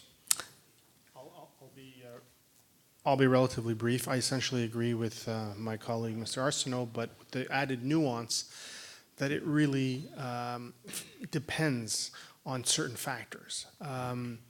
It's a question of finding the right balance. So, for example, I agree that low to mid-rise is ideal, but again, it really depends on other factors such as demographic growth, depends where they're placed. Again, I agree with Mr. Arsenault, closer to metro station and REM stations are obviously more advantageous. What's the perfect number? Is there one? I don't know that there is. There's a certain gradation. And I do think that there is some place for high rises in the downtown core. Again, it's a question of finding an equilibrium, a balance to meet different needs. To meet different needs. Okay. Did you want Mr. Rotron also to weigh in? Sure. I'm going to be very brief. There's nothing either Mr. Arsenault or Mr. Perez said that I disagree with. The one caveat, the one quibble we might have is we might disagree on what a mid-rise building is. What is a high-rise? What is a mid-rise? But Montreal faces a number of challenges, one of which is the possibility of demographic and economic flight due to the REM, for example. And the facts, we always have a problem because our taxes are higher than the periphery, and also just the cost of building in Montreal is higher than it is in the periphery. We have to find inducements to be able to win dollars for development for all types of housing in Montreal. It's a very complex issue. So aside from that and finding a strategy, in essence, I think densification is vital for the health of the city. I also happen to think that the Quartier de la Gare plan that was adopted by City Council, which I voted against 3 years ago, has too many high rises and, in essence, stunts development on other vacant land downtown. Did you have a second question? Just a quick comment. I think it's imperative that the City Centre Projet Montréal Majority Council, you have the majority at the City Centre Council, purchases or acquires the 8.5 hectares of land in the Peel Basin that is currently owned by the Canada Lands Company, a federal crown corporation, and then turn that into a park, playing fields, or some sort of green space. I think it is important that you prevent the Montreal Expos from building a stadium there, and Devimco from building a large housing condo project there as well. And according to the Globe and Mail, the City of Montreal has the right of first refusal if the federal government decides to sell that land. Okay. And now that we know that Lionel Perez is le véritable parti de l'environnement, I think he's going to support your purchase of that Peel Basin land that's owned by the federal government. Thank you very much. And thank you for coming this evening. all right, thank you. Thank you. Ms. Bell and Mr. Boire, Madame Beauchemin, and Monsieur Burke. Bonsoir, Madame la mairesse et les élus. Alors, j'aimerais juste parler un petit peu du déroulement de ce qui s'est passé avec l'harceleur de Madame Montgomery. Alors, le verdict est tombé. L'harceleur de Madame Montgomery, que je ne nommerai pas, pour que je ne veux pas lui donner justement une tribune qui désire autant, a été reconnu non coupable d'harcèlement criminel.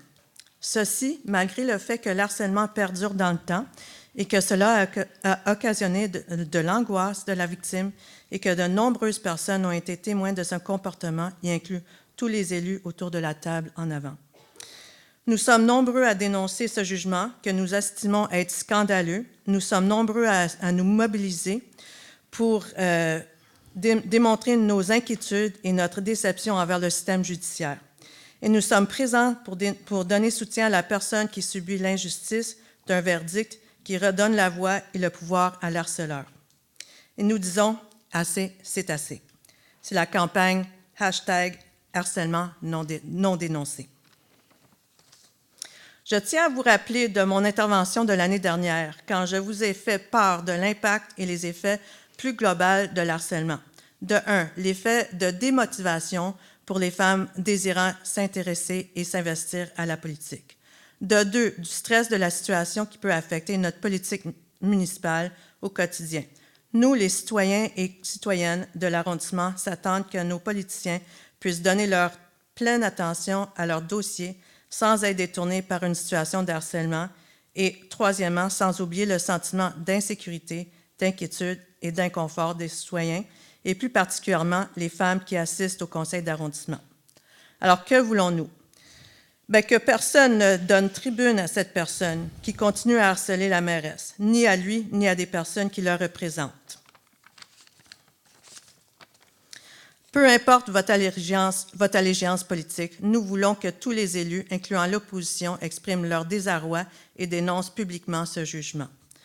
Que les élus de CDNNDG agissent solidairement, peu importe leur parti, afin d'enrayer la situation et toute autre situation semblable qui pourrait se produire dans le futur et que vous soyez solidaires avec Mme Montgomery dans ce dossier.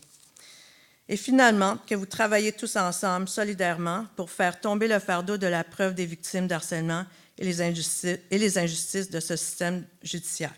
Alors, Mme Montgomery, nous sommes ici pour vous soutenir. Alors, merci. Merci beaucoup.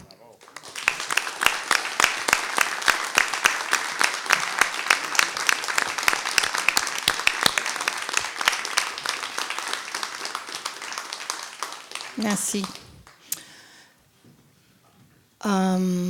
That means a lot. Thank you very much. Like I said earlier in the evening, I've been overwhelmed by the outpouring of support in this situation.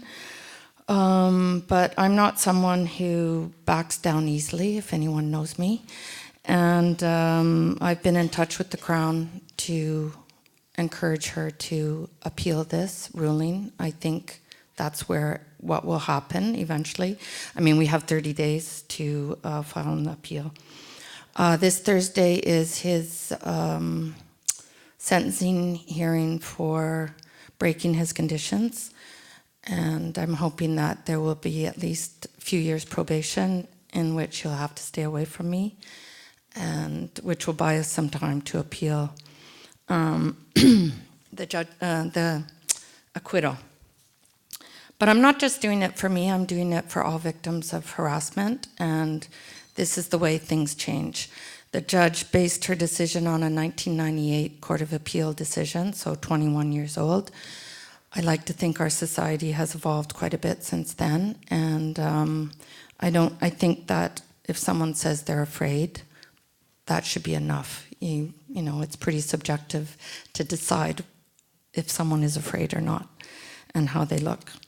So that's the news, but I just want to assure you that it's not stopping me from doing my job. I come to the office every day, and in fact, I don't really think of this person very much.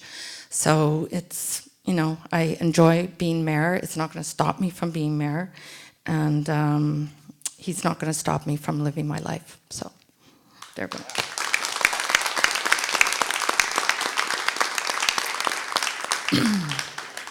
Mr. Bois. Good evening. Bonsoir. Good evening. My question really relates to public safety. Okay. And it's a deceptively simple question, but it's a question that we've been dealing with for 3 years now, so it leads to a certain amount of frustration. Mm-hmm. And simply what I would like to know is, can somebody please tell me when the city will remove the rotting tree on my front lawn? Okay. Preferably before it falls on my house. Okay. And you're at 4156 Hingston? That's correct. Okay. And if you recall, in 2017, Hingston was one of the streets Yes. that was worst hit by. Right. So we have hired, we've reinforced our tree department, I don't know what, horticultural department, and we do have a list of trees that are going to be cut down. I will check this address and get back to you. I'd just like to point out, though, it's been a long process. I understand. We started this in May of 2016. I know. 3 years ago. But things have changed since then. Have they? Yes, because we've hired more people in the tree department. But my tree was condemned by the city. Okay, in 2016. In September of Yeah. 2018. And honestly, if I hadn't contacted Mr. McQueen personally, I believe that nobody would have inspected the tree. Okay. And did you call 311? You have. I called. You've done all of that. I Okay. called 311. Okay. I visited the borough council, and I called 311 a month ago, and said I was really frustrated. I had a person who answered and said, very sympathetically, said it was a terrible situation, Okay. and she would get back to me. Okay. That was a month ago. Okay. So And I have your address here. I'd just like to point out one more thing. Yes. Okay. When the inspector came, he informed us that pruning the tree would actually make it more dangerous because Right. it would become unbalanced. No, the whole tree has to come down. Right. Right. So Hydro-Quebec did their work within a month of my tree being condemned, right? Because they have to do their part before the city does their part. So the part of the tree that potentially would fall on the street, that's all been dealt with. The Okay. part that's really the problem, which hangs over my house, Has not been dealt with. has not been dealt with, and arguably it's more unstable than it ever was. Okay. Okay. I hear what you're saying, and I understand your fear. That's. It's more frustration. Well, than I'm fear. sure it won't be. We don't want your tree falling on your house. So, but I understand your frustration as well. So let me find out if and when this is. No, not if. When this tree is going to cut down. It has the orange line, so it's a when. It has an orange line. Okay, that's a good sign. So let me find out and get back to you, okay? All right. All right, thank you. Madame Beauchemin? Bonjour. Bonjour. Tout le monde. Alors, je suis ici ce soir en tant que membre de l'Association des piétons et des cyclistes d'NDG et on est ici pour vous proposer une nouvelle façon de travailler en vue du projet pilote sur de Terrebonne. Alors, on est content de voir d'abord, merci beaucoup, vous avez fait un comptage sur de Terrebonne en vue de faire des statistiques pour pouvoir faire le projet pilote de pistes cyclables sur de Terrebonne. Mais malheureusement, ce n'est pas la première fois qu'on a cette idée-là. Dernièrement, ça avait été reporté parce qu'on était censé reparler Côte-Saint-Luc. On ne voulait pas bloquer des axes est-ouest. Et là, moi, je sais que Terrebonne est prévu au repavage l'année prochaine entre Hampton et Benny. Donc, c'est sûr que moi, je sens un petit peu venir la bonne excuse de « Ah, pas encore cette année, on va reporter ça ». Je dois vous avouer qu'à l'association, on est un peu tanné de se battre et de voir toujours des délais. C'est beaucoup de travail pour faire bouger les choses, puis on aimerait ça que ça bouge. Alors, ce qu'on vous propose ce soir, c'est une mesure qui est vraiment proposée par Vélo Québec pour arrimer les initiatives, c'est de former un comité aviseur vélo pour d'abord la rue de Terrebonne comme premier objectif. Donc, le comité aviseur, ça met tous les intervenants clés autour d'une même table pour justement faire avancer, arrimer, voir les contraintes de chacun, mettre toutes les pièces du casse-tête ensemble pour que les projets arrivent à terme. Donc, on passe des intentions aux actions qui se concrétisent. Donc, les membres stables, c'est sûr, on parle voirie, loisirs, urbanisme, il peut y avoir plein de services. Il peut y avoir des membres ponctuels aussi. Et j'ai déjà 2 bénévoles intéressés à faire partie du comité aviseur. Donc, moi, en tant que membre de l'association, mais aussi quelqu'un de l'école Whittington qui est très intéressé à voir comment on planifierait ça en vue de l'annexe qui sera sur de Terrebonne. Alors, l'autre avantage d'un comité aviseur, en plus de mener les projets à terme, c'est qu'on peut vous donner un appui, on peut vous aider comme association à informer les citoyens, à faire des initiatives pour promouvoir ça et informer en même temps. Donc, ma question est donc la suivante. Est-ce que vous accepteriez de créer un comité aviseur vélo pour la rue de Terrebonne? Alors, je ne peux pas décider ça ce soir. Je dois parler avec mes collègues pendant notre caucus, mais je ne suis pas contre, mais on doit le discuter avant de décider. Et merci pour cette suggestion. OK. Et la deuxième question parallèle à ça, c'est qu'en fait, comme association, on est en contact avec d'autres associations et on a entre autres parlé avec ceux qui sont à Verdun, qui ont été impliqués pour le projet pilote sur la rue de Verdun. Oui. Et un de leurs regrets, c'est que quand le projet pilote finalement a eu lieu, ils ont seulement eu 2 mois pour tout planifier. Et moi, je vous inviterais vraiment, on a plein d'idées à l'association pour diminuer tous les irritants, mais à vous dépêcher parce que si vous prévoyez vraiment le faire pour l'année prochaine, ça serait vraiment important d'avoir plusieurs mois pour penser à bien arrimer tout ça. Donc, j'aimerais savoir quand je pourrais avoir de vos nouvelles sur ce comité aviseur. OK. Je vais discuter avec mes collègues, comme j'ai dit. Oui, et oui, nous avons votre coordonnées ici. Oui. Vos coordonnées et on peut... un de mes staffs va communiquer avec vous. Dans le mois? Dans l'association. Ben, parce que là, c'est l'été. C'est pour ça que je vous demande un délai, juste avoir une idée, parce que moi, je vais vous relancer avec plaisir, mais j'ai besoin d'avoir. Oui, je ne vais pas vous relancer demain, la semaine prochaine, si ce n'est pas possible. Avez-vous une idée de quand vous pouvez nous donner une réponse après avoir consulté tout le monde? Alors, dit-on, je ne sais pas, mais dans le prochain mois. Dans le prochain mois, oui. Parfait. Oui, OK. Merci beaucoup. Merci. Bonne soirée. Alors, Monsieur Burke? Burke. Non? Pas ici? OK. Madame Pham. Et après ça, est-ce qu'il reste temps? OK. Ilan Gittelman, Mr. Schafter, and Mr. Luck. Bonsoir. Good Hello. evening. Good evening. This is the part 2 of my issue that I raised at the last meeting on June the 3rd on the status of the street cleaning on Connaught. Since then, there was 2 Mondays that the truck passed. However, the result of the job was mediocre. I had sent an email to you, Madame Mairesse, Monsieur Arsenault, Monsieur Plante, and the city. This time around, I got an answer from the city and telling me that my complaint has been forwarded to the appropriate department. Now, to me, that's an opt-out answer. I would ask Madame Montgomery, how much longer would it take for someone to come and inspect the quality of the work? Because right now, the road is filthy with rocks from the winter. What do I need to do in order to ask you, Madame Montgomery, as the mayoress of the city, to show some leadership, to expect some accountability on your director, to ensure quality of work that we need? Okay.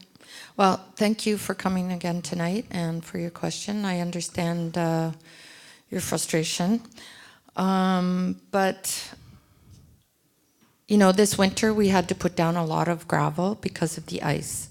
So it's taking a lot longer to clean it up. I don't know. You're saying that when the truck passes, it's not clean? That's right. Okay, but is it like a pile of rocks, or is it just, I mean, maybe I need to go by and look at it. That's what I've been asking you, Madame Mayoress. Yeah, but, you know. I asked you to send somebody to inspect, or you yourself. If yeah, I mean, you know, I'm not sure how clean you want a street. How do you do as far as addressing issue from citizen? Okay. Well, I send email weeks after weeks. Okay, and we have the street cleaning has started from April the 1st. Now we are very well into the end of June. Like 3 months passed by. Okay, and it doesn't show any improvement. So what does it need to? What is it? You know, I'm fiberglass. I don't have an answer. I even have. Well, I'm not sure. Like, I could see that if there was garbage or there's rocks. Okay, but it's a street. I mean, Well, like it's rocks, like big rocks or stones. It's gravel from the winter. Okay, but how is that? How is that interfering with your driving or parking? It's filthy. It's dirty. Okay, well, the streets are, like, there is dirt on the streets. We can't, like, scrub them clean. No, I don't accept that as an explanation. You know, the street cleaning, it has to do an acceptable job. This is a below standard job. You know, why don't you drive by Connaught? Well, I don't own a car, so I can't drive. Okay, so why don't you walk? Well, I'll ride my bike. Yeah, take a bike and buy on Connaught and take a look of yourself. I would like you to do that. I'm going to ask Mr. Arsenault to respond. Thank you for the question, Mrs. Pham. Listen, I understand your frustration. Very much. I do. You and I have spoken before, and not just over street cleaning. Yes. Listen, I have it on authority from our services that one of our foremen, one of our managers in public works, visited Connaught not once but twice, if I'm not mistaken, after the cleanings, and has evaluated that the cleaning job was more than acceptable. I understand that your take on it is that it's far from perfect. I'm pretty sure I received photos showing the job that had been done. There was a little bit left over in certain spots. It wasn't perfect by any means. You wouldn't be able to eat off the street, but it fell well within the range of what happens when we do street cleanings across the neighborhood. So I understand your frustration. Having seen how it looked at the beginning of the season and how it looked as recently as a week and a half ago, like I said, I get that you're frustrated, but we've been doing the cleanings, we've been going by, it's been improving with each week. I would ask that you maintain your patience because it's getting better every time we go and clean. No, the thing is that, you know, I'm very surprised that you said that it's an acceptable job because, you know, as a citizen who live on that street, it's very poor. We can't debate it right now, okay? I hear you. Do you have another question? Yes, I do have a second question. Okay. Now, every month there's a holiday, so we've been short of 1 week of not having a street cleaning done. So my question and my demand is this: can the borough look into maintaining the street cleaning on a Monday when it's a holiday, like garbage pickup, like recycle pickup? Mr. Boutin? It will be difficult because of the parking of the cars. There's parking cars is- everywhere. No, there's no parking. There's no marking on that the Monday. sign, but people are not working and they do not respect the no parking usually. On a holiday. On a holiday. There'll be too many cars to clean the street. Well, we respect it because they're parking. They give a ticket to parking. Right, but What if you telling people me? aren't taking their cars that day because it's a holiday, they won't respect the signs. So we're being shortchanged. Because people get ticket on parking the street, but we don't get the service. Well, we won't give tickets if They do give ticket. They do give exactly. And if it's a holiday, then there'll be more tickets. So that's not helping the situation. I don't understand. We're not supposed to park. Because Right. if we park, there's a ticket. Right. Okay? But then we don't have street cleaning because it's holiday. So Right. so why is that we're being shortchanged of not having the service? We don't have the service. I'm asking to have the service. Mm-hmm. Mr. Boutin, do you have an answer for that? But it's sure that we're short-staffed because it's holiday for everybody. It's holiday. We're collecting the garbage and do some minimal work, and that's it.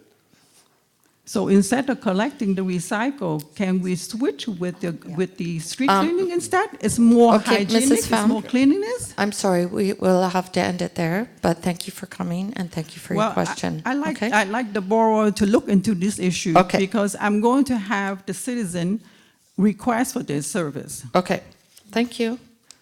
Mr. Giedelman and Mr. Schafter and Mr. Luck. Good evening, bye-bye. Is he here? Yeah. Do we have enough time still? Hello. 11 minutes. Hello. Hello, Council. Hello. Thank you for taking the time. And as always, this is a wonderful lesson in democracy coming to these things. I just want to once again thank Councilman Arsenault and Mayor Montgomery for your continued support. Oh, by the way, my name's Elan. This is my mom, Vera. We run the Anna Gilman Fund, for those of you that don't know. We raise money for local hockey and the food depot and anything else we can help. We do different events, and our biggest event every year is Rock the Park here in Betty Park. We're doing our 5th year this year. We got some artists coming down from Brooklyn. It's actually going to be the biggest yet. We expect our biggest crowd. So once again, thank you both for your continued support from your discretionary fund. This year, Mr. McQueen as well is added to that, so thank you again. I invite the rest of the council to maybe please come out this year if you want, or consider us in the future. You guys Do are you all want to doing a tell great job. everybody when it is? So yeah, July 13th, my mom actually has one to give each of you a little flyer, and also the SPVM, we just want to remind them, July 13th, if you could come by Benny Park, a couple extra guys. We have a lot of people out that day, so it'd be great. Yeah, so July 13th, Benny Park, Rock the Park. I just want to say it's going to be great. We support the community, and I like to say that unlike part of the previous administration, we've been working very well with you guys, so awesome, thank you again. I just want to point out, like the woman said earlier, we stand with you, Madam Montgomery. It's crazy what's going on, but like I would love to meet this guy and just have some friendly words. But I will not condone that. You don't have to condone it, I'm just saying. Anyways, so thank you again.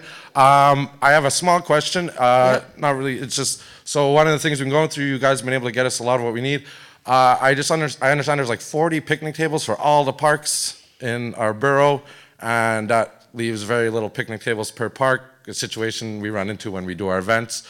So if in the future, I don't know if there can be a requisition for more picnic tables. I know it sounds small, but when we do our events, it's something like, in general, I think we have over 20 parks in our borough and 40 picnic tables, which due to quick math doesn't leave much for that.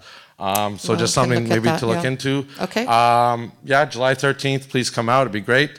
Okay. As citizenry, just say I don't need an answer, I just want to comment. Saint Jacques, if you're trying to get to Westminster and Saint Jacques between 4 and 6 is yes, I know. A virtual parking lot. Yeah.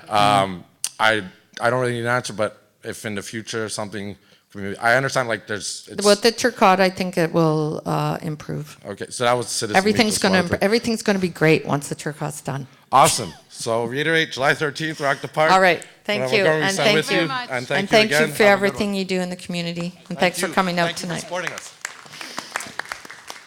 Mr. Schafter. Good evening. Good evening. I'm always trying to find solutions to help my borough. At last council meeting, a one bid only $1 million non-competitive award was approved with absolutely no discussion. Another $1 million award was approved with only 2 bids. I offer you these common sense suggestions to increase sincere competitive bids. On the council agenda, list both the total amount of bids received and separately how many were disqualified so both the public and council can follow and raise the red flags before approval. After all, 3 tendered bids with 2 disqualified is still one only non-competitive bid. The preamble of each tender document should state that if less than 2 sincere qualified bids are received, it not only may be retendered, but the Borough Council must be notified immediately of the lack of competitive bids. This will save time and money before the approval stage to verify or negotiate with the one bidder for a better price without having to go to retender, or otherwise retendering is the checks and balances that should be used. Marvin Rotrand. Montreal has gotten a bad reputation for paying much more for public service contracts than comparable Canadian cities. Our borough may remember about 7 years ago back approving a $22 million snow removal contract with only 1 bid received for about $1 million more in the first year given to the same company which had it before. Man, was that a rough one to accept. Do you have a question, Mr. Schafter? Yes. May I Yet have our it? borough still appears sometimes to have a love affair with the lack of competitive bids, even though our civil service is Could I have trying your question, its please? best. At minimum, sir, what would you suggest for a better environment to increase the amount of sincere competitive bids? I'll tell you what I've always believed. The city has to be a brake on the market by doing a lot of the jobs themselves.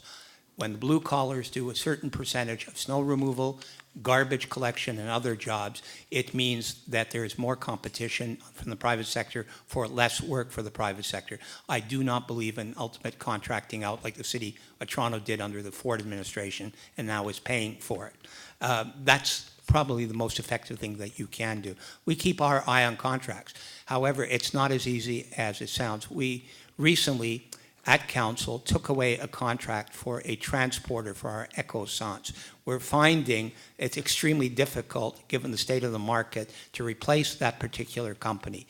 And where there are bids coming in, they're far higher because of extraneous factors. When that snow removal contract was awarded, the services recommended it, and over the course of the contract, it actually worked out. There will be years for certain types of contract where there's a big jump. Our role, along with our services, upon the recommendation, is to figure out if there is too much profiteering in a particular contract and that we should reject that contract. It happens, but rarely, simply because we analyze all the markets. We also now use professional estimators to evaluate what the market is. This may surprise you, Mr. Schafter. Some of the contracts that we award are actually under the evaluation of our professionals. We don't tend to publicize that because it's a competitive bid. So it's a misapprehension for you to think that we only award contracts that are too expensive. Do you have a second question? Yeah, for Lionel Perez. I hope this doesn't sound redundant to what Marvin gave a very good answer to. If we provide an overabundance of contracts for too few contractors available, we create a feeding frenzy, reducing competition and raising prices. Can we not spread out contracts over a longer period of time? I find it difficult to believe all work must be done immediately instead of over 2 to 3 years. According to priorities, can we not do this? Spread out the contracts. Thank you for your question, Mr. Shafter. Believe it or not, we're actually spreading out the work. I know it's hard to believe. I know there's a lot of work that is being done on our roads, our underground infrastructure. It's because there was a backlog over a generation, and in 2014 we started finally catching up that deficit. I will reiterate, Mr. Shafter, that a lot of those common sense suggestions that you did in your preamble, we actually do at the City of Montreal. There is a lot of vetting. There's a lot of work that's been done over the last number of years. We try and go to market for bids, for tender when we're in off-season. It doesn't always work. There's a lot of demand out there. There's Turcotte, there's Champlain, there's in other cities, the City of Montreal itself. So it's a question of being able to deal with that.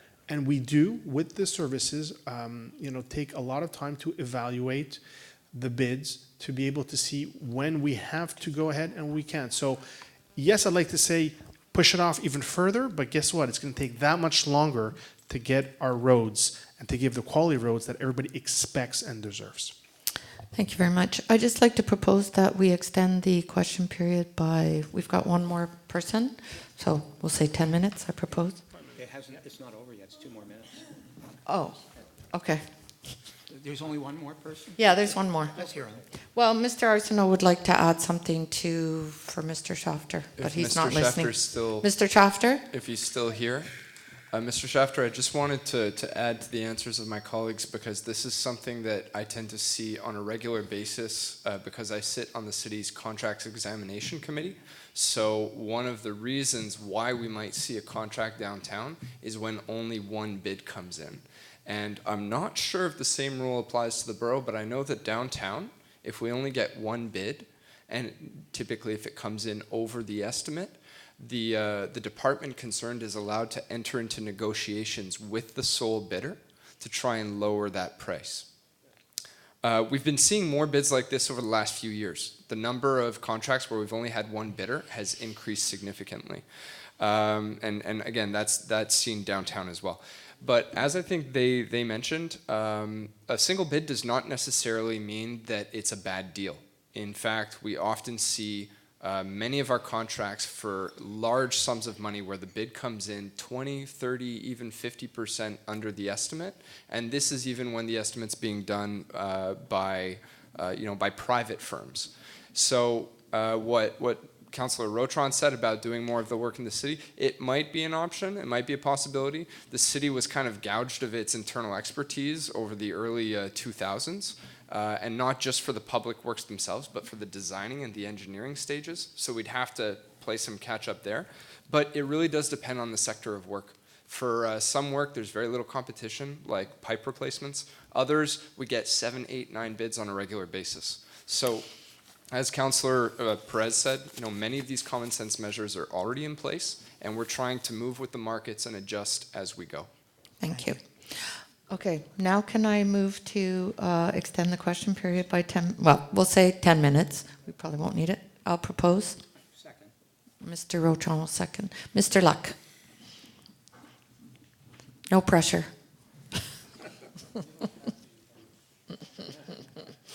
And you don't have to use all 10 minutes. No.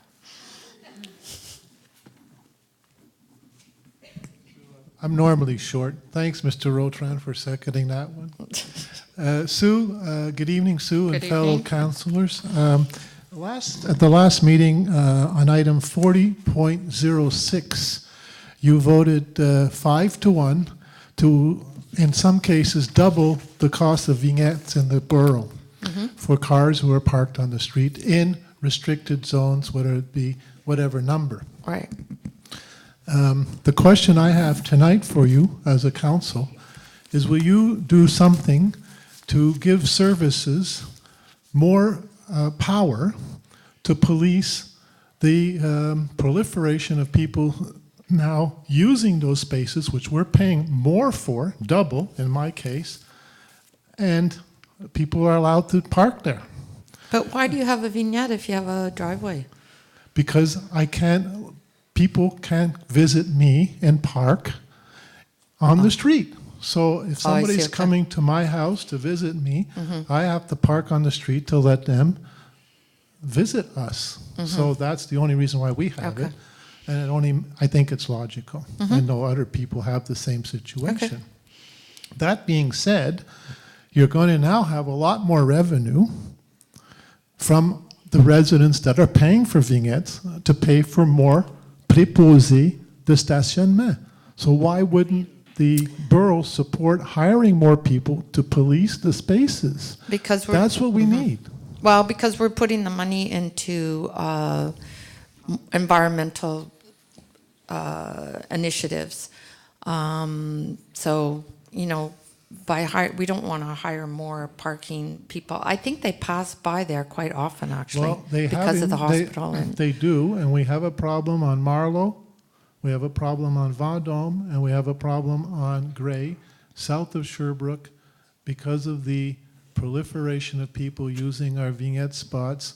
And I can honestly tell you, Sue, and the rest of the council, I've been working on the front of my building for personally the last 2 weeks outside, and if one spot becomes empty, sure enough, a car without a vignette goes and parks right there. Mhm. So there's nobody really policing to any great extent that very, very Well, I think sorry, that Tim. area that's Mhm. very Well, busy. what I notice is a lot of people, they don't care about the parking ticket. They'll just take it.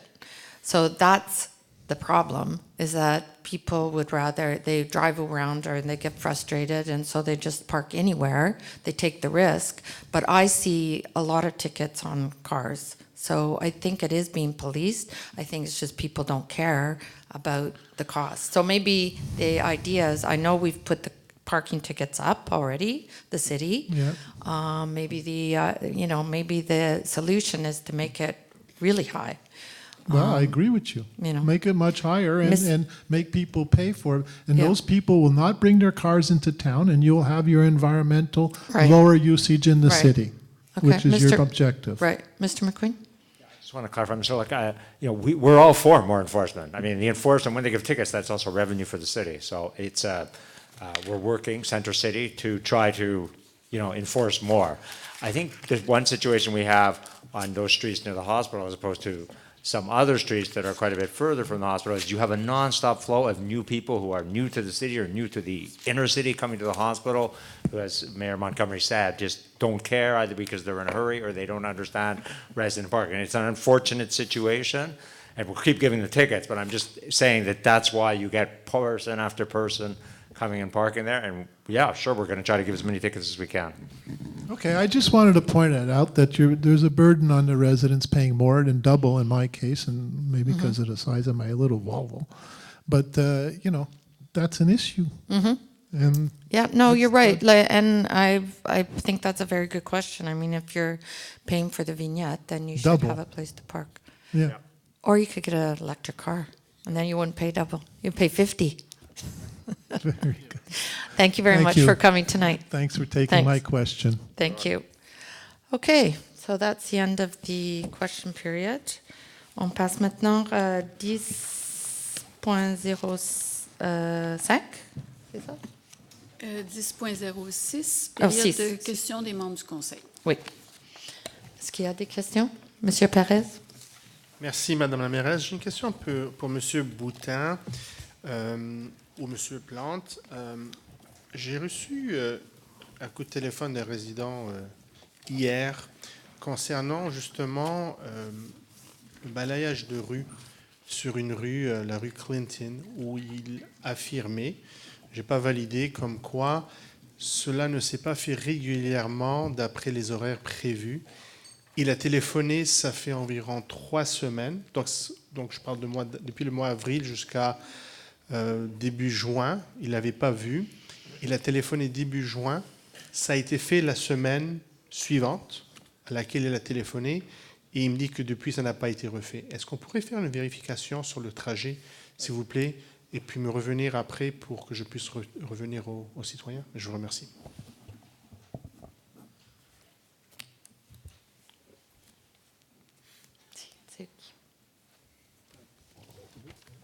Yeah.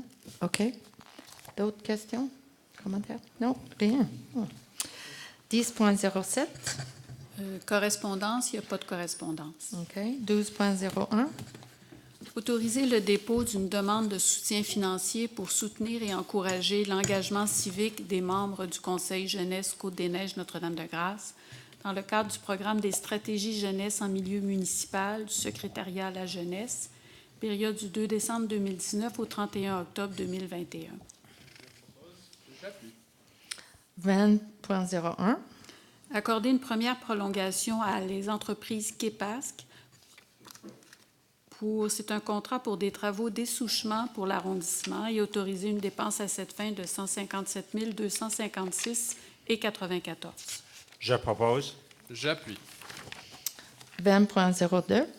Accorder à Projet Paysage Inc. le contrat service professionnel en architecture, du paysage et ingénierie, montant de 144 868,50 pour l'avant-projet détaillé, préparation des plans et devis et surveillance de chantier pour le réaménagement du parc La Savane. Autoriser une dépense à cette fin. Je propose. J'appuie. 20.03. Accorder à la SPCA le contrat pour les services de refuge pour animaux, période du 1er septembre 2019 au 1er septembre 2021. Autoriser une dépense maximale à cette fin de 409 200. Je propose. Oh, Non, excuse-moi. je propose. Et j'appuie. Adopté. 20.04. Accorder un contrat à Infravert montant de 52 334,32 pour la production de plans et devis, fabrication et installation d'aménagements et de mobilier urbain à divers emplacements. Autoriser une dépense à cette fin. Je propose. J'appuie. Adopté. 20.05. Autoriser le versement d'une contribution financière à 9 OSBL, totalisant 20 000 dans le cadre du programme d'accompagnement en loisirs de l'île de Montréal, visant à aider les personnes vivant avec des limitations fonctionnelles. Je propose. Et puis j'appuie. Adopté. 20.06. Autoriser le versement d'une contribution financière à 8 OSBL totalisant 33 600 à titre de mesures transitoires en loisirs durant la période de révision des programmes de soutien destinés aux OSBL reconnus par l'arrondissement. Je propose. J'appuie. Adopté. 20.07. Autoriser le versement d'une contribution financière à 2 OSBL totalisant 71 178 pardon, pour la réalisation des activités table de quartier. Je propose. J'appuie. Adopté. 20.08. Autoriser le versement d'une contribution financière de 3 000 au club de plein air NDG pour la réalisation du projet Animation et cinéma en plein air au parc Benny. Je propose. J'appuie. Adopté. 20.09. Autoriser le versement d'une contribution financière de 22 000 à l'organisme Notre-Dame-des-Arts pour la réalisation de la Semaine des Arts à NDG. Je propose. Et j'appuie fièrement et j'aimerais remercier tous les membres du conseil et les autres bénévoles qui travaillent tellement fort toute l'année pour que Notre-Dame-de-Grâce puisse avoir une semaine agréable. Merci beaucoup. Adopté. 20.09. Non, excuse-moi. 20.10. Oui. Autoriser la signature d'une convention à intervenir entre l'arrondissement et la CSDM et le versement d'une contribution financière maximale de 11 000 par période scolaire afin de rembourser les coûts associés aux services de transport scolaire des élèves qui sont admissibles et qui fréquentent l'École des Nations, et ce pour 2 périodes scolaires. Je propose. J'appuie. Adopté. J'aimerais... J'ai un commentaire. Oui. OK. Monsieur Rortran en premier. J'aimerais indiquer, comme j'ai dit à Mme Novak quand elle était ici dans la période de questions, l'arrondissement reconnu certains dangers pour les jeunes pour accéder à l'École des Nations. Et effectivement, tout le temps que les travaux vont durer dans le triangle, on est ouvert à cette entente avec le CSDM. Une fois voté, nos services vont être mandatés pour signer ça. Le CSDM va mandater leurs fonctionnaires de contre-signer. Et pour l'année scolaire 2019-2020, ce service va continuer. Je dois dire que je suis très sensible à l'argument économique que les résidents font, qu'il y a beaucoup de pauvreté dans le territoire. Mais ce n'est pas la raison pour laquelle on fait ça, c'est uniquement la question de sécurité. Les règles sont les règles, c'est la commission scolaire et le gouvernement du Québec de regarder s'il doit y avoir un programme pour les personnes qui résident en pauvreté, qui est aux limites des distances où ils transportent des enfants à l'école. Actuellement, beaucoup de ces enfants sont 900 à 950 mètres de l'école des Nations et se prend 1 kilomètre pour qu'ils soient éligibles pour la gratuité dans le transport scolaire. Donc, c'est au gouvernement de décider ça. Mais j'aimerais répéter que la ville appuie, l'arrondissement appuie l'idée d'avoir une école primaire dans ce secteur qui va desservir les gens de Triangle, les gens de Mountain Sites, les gens qui habitent plus au nord dans le territoire limitrophe à la ville de Montréal. Mais jusqu'au temps que ça arrive, on va continuer d'être ouvert, de travailler avec les groupes présents sur le territoire pour assurer que les jeunes ne sont pas mis en danger en accédant à l'école des Nations. Merci. Merci. Monsieur Perez. Merci, Madame la mairesse. Évidemment, je vais appuyer ce contrat, cette subvention plutôt. On est tous préoccupés par les enjeux de sécurité de nos enfants.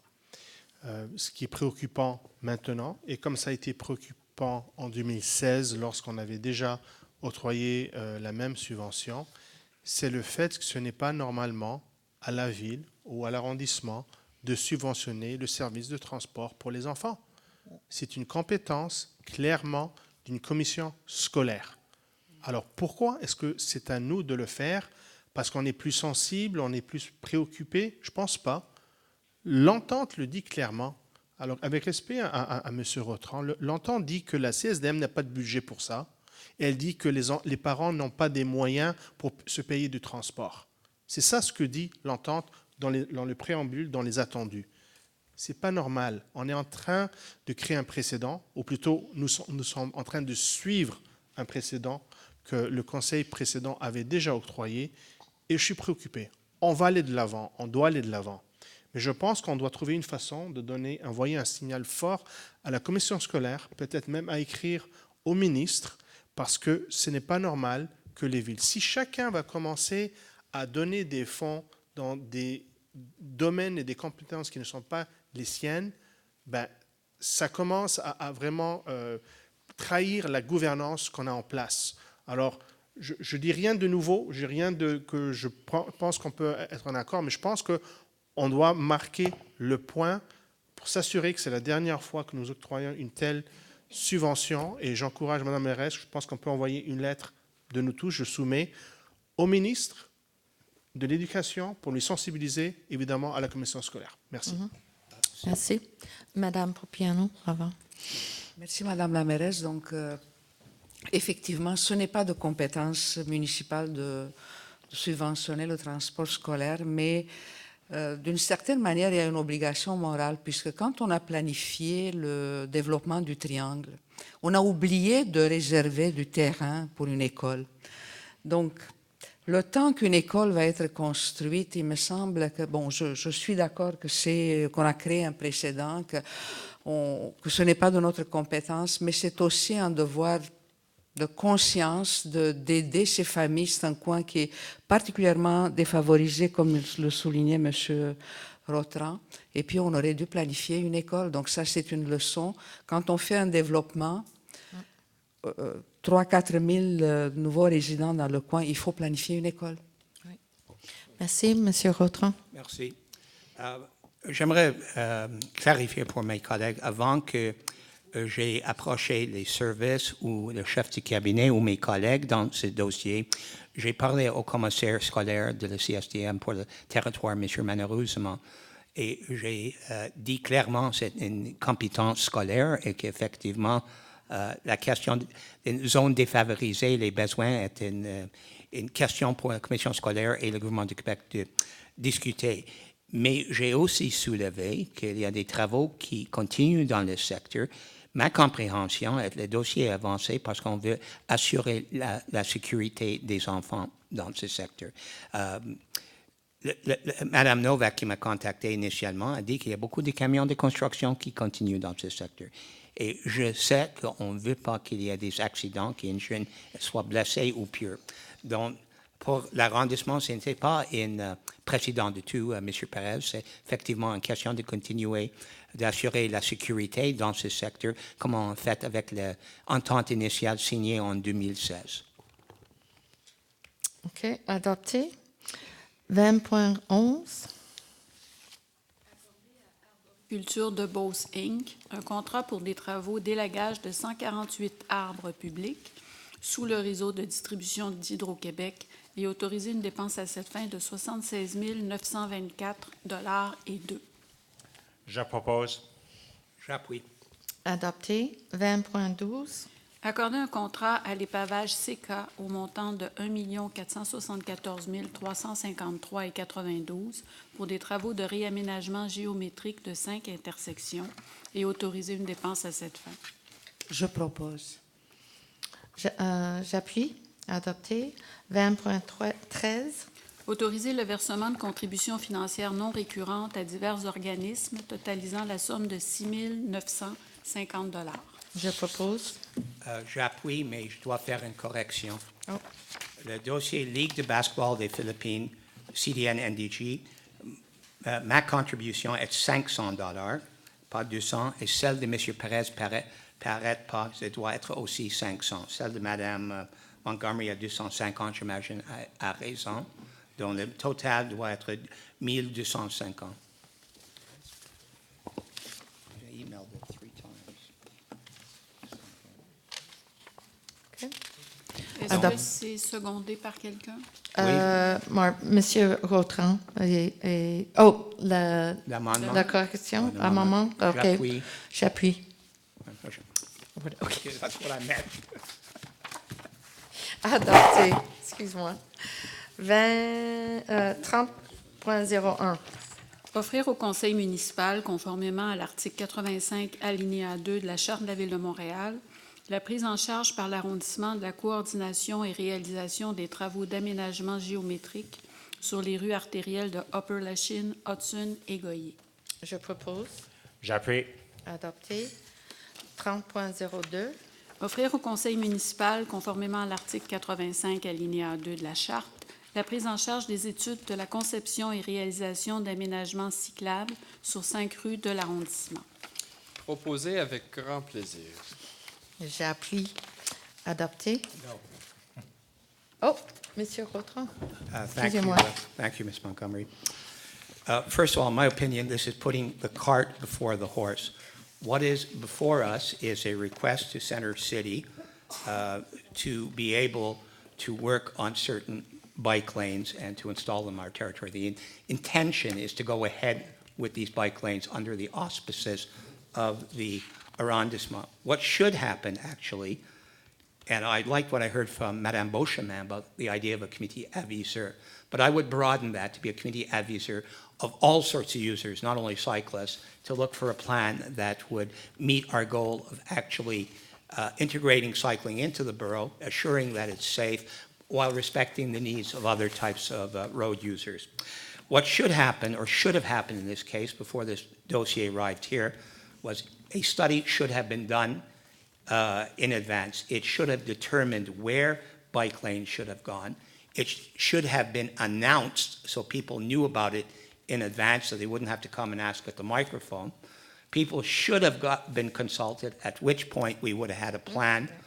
And at that point, we should have asked for the authority to basically be able to put these bike lanes in. What is needed is a pragmatic plan that everybody can buy into. Putting bike lanes everywhere does not necessarily promote cycling or augment its modal share. This proposal, it should be noted, is not from our municipal services, but was proposed by our political staff. There was no consultation, there was no pre-announcement, and there was no traffic study. The likely outcome is that we will find division in the borough. Let me give you a few examples.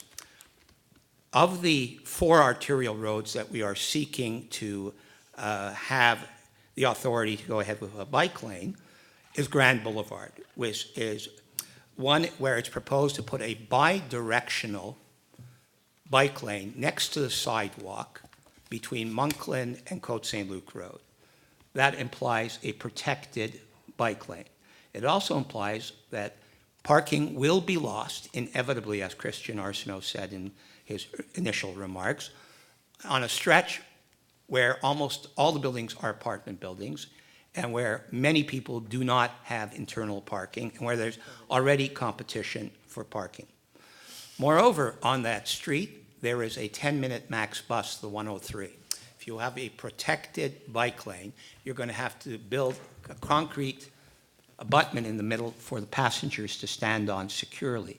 The bus will have to stop in the middle of the road, which will now be less wide, and it will necessarily block traffic. Is that the best place to put a bike lane? I'm not sure. On Isabella Avenue, where the proposal is to put a bike lane between McDonald and Westbury, I was told by the former chef de cabinet that the proposal would have to be to turn the street into a one-way street, possibly one way between McDonald and DeCarry, the opposite way from Westbury to DeCarry. But even if it's all the same way, it implies that thousands of Snowden residents will not be able to easily access their homes. They have to go circuitous routes, including on residential streets, increasing traffic on streets like Coolbrook and Clanranald to get to their homes.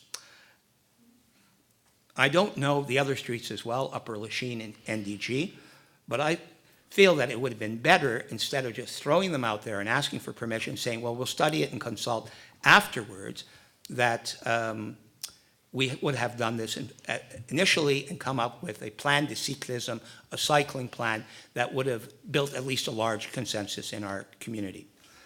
Cyclists don't necessarily want a network everywhere. They don't necessarily want lines painted on every road.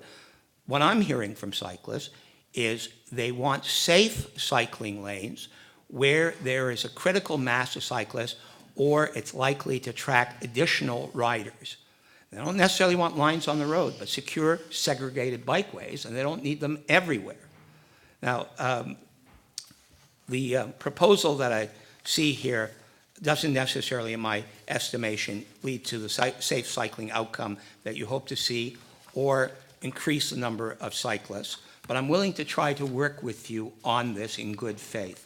So I'm going to move an amendment, and I have a copy for everybody at the table and a copy from Madame Reeves. I don't think there's anything in the amendment that you could possibly object to. And I'm going to read it. Que, si le conseil municipal l'autorise, le conseil d'arrondissement demande au service de consulter les résidents de chaque rue où la mise en œuvre d'une voie cyclable est proposée dans le cadre de ce dossier. 2. Qu'une étude de la circulation soit effectuée pour chaque rue où la mise en œuvre d'une voie cyclable est proposée dans le cadre de ce dossier.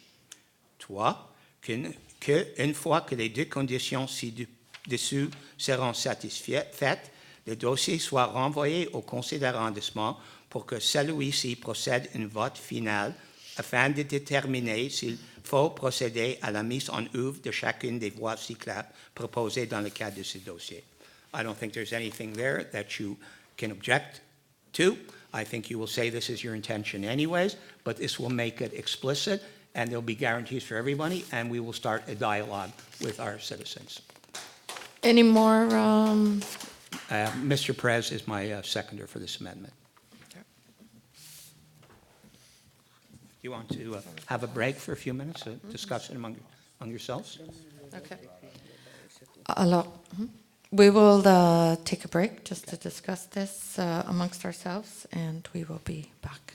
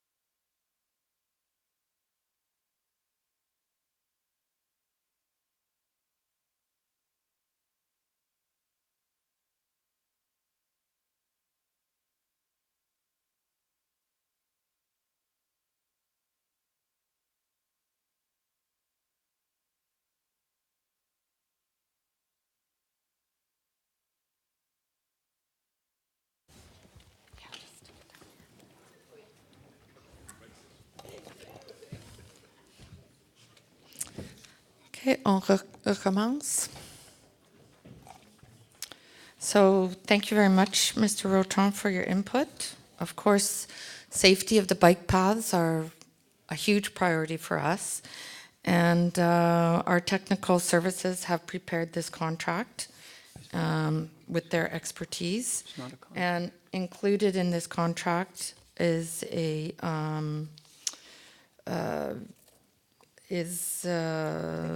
studies, and we are open to consulting the residents, of course. You have to keep in mind that the people who live on the bike paths are not the only beneficiaries of bike paths. So we're open to all that feedback from the residents. And so I would like to call a vote on this amendment now.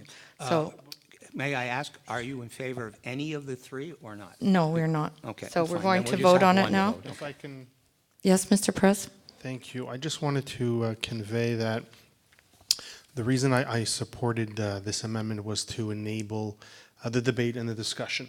I don't want to necessarily avoid or be perceived as someone who just wants to create discussion. I think these are very relevant points that Mr. Rotron is coming. I think the fact that we had some discussion, some questions tonight, a question period about some of them, explains that there's a lot of concern and interest for the bike paths. I will say that I think that, to clarify, is it's not a contract that we're adopting tonight. It's essentially asking City Center, which has the jurisdiction on arterial road, which is our main roads, to do this thing, to transfer it for these specific streets to the borough. I think that's a good thing. I don't think it's a bad thing to have the borough do these things. We're closer. They have the technical expertise, as the document suggested. What the proposals are that, in fact, that we ensure that there's consultations with the citizens. That's not something that we necessarily put in these type of decisions. It's not a bad thing to always consult citizens. Technical studies, I hope that's part of the process. That's normally done for these type of things. So I think this is kind of self-evident. And number three, the only one that maybe perhaps that we don't necessarily need to have is number three, in the sense that these are going to come back for decisions once we have contracts for them. However, if we want to make sure that there's a decision before the contracts, then it would be prudent to do so. So I think they all make sense. I don't think it removes any latitude from the services or from the Borough Council and the administration to go forward. I think these are things that are going to happen anyways. Let's formalize them. Let's ensure they happen. I think it's a win-win for everybody. Okay, any other comments? That I'd just like to reiterate that we will be consulting people. So I'm going to call for a vote. Before we do that, I'd like my droit de réplique. I'd like to call for a vote now. Can I please. not have my droit de réplique on my motion? Okay. Okay. I just want to say that the amendment is to reassure the population. It will explicitly say in the motion that the borough will consult, and it will consult on each particular bike path that is going to be proposed.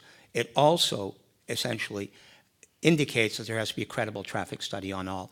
These 4 arterial roads and one on Jean-Briand, the status of which is not clear to me, none of these have been the product of a traffic study yet. So I'm not clear how they could be proposed for bike lanes, some of them as protected bike lanes, if there has been no study to understand the impacts of them. So I want to make clear that everybody's on side with the idea of promoting cycling. The question is, how do we best reassure citizens that they'll be part of the process and the process will work to everybody's benefit? And that's the intention of the amendment.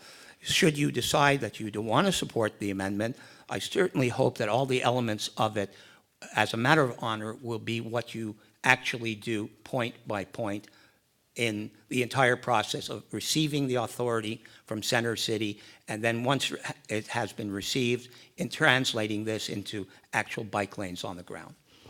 Well, thank you for your input. I think in terms of administrations, we've been... okay. Right. Okay, so vote on, so everyone in favor of the amendment? Mr. Perez and Mr. Auton, those against? Oops, I don't vote.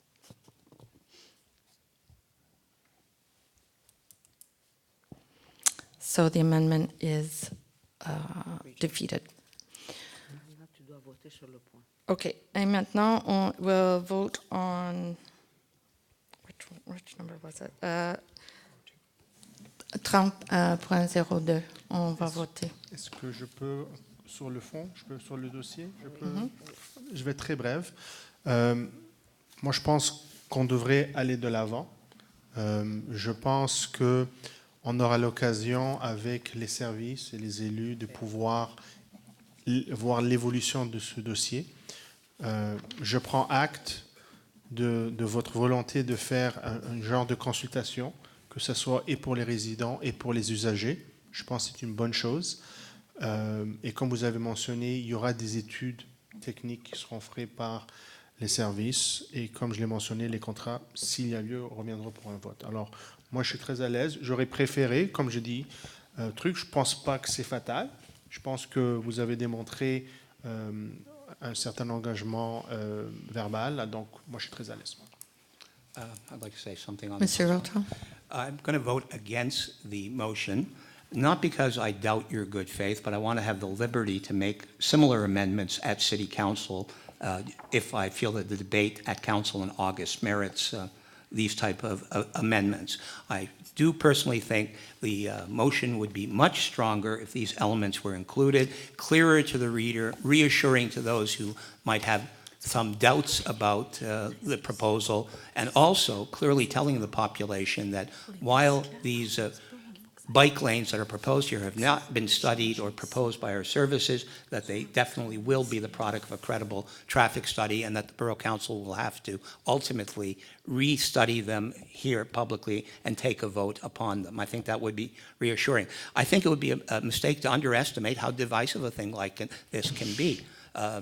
We want to do the right thing for everybody, but not everybody will necessarily see this motion as the right thing. So I'm going to keep my options open. I'm going to vote against the motion. So the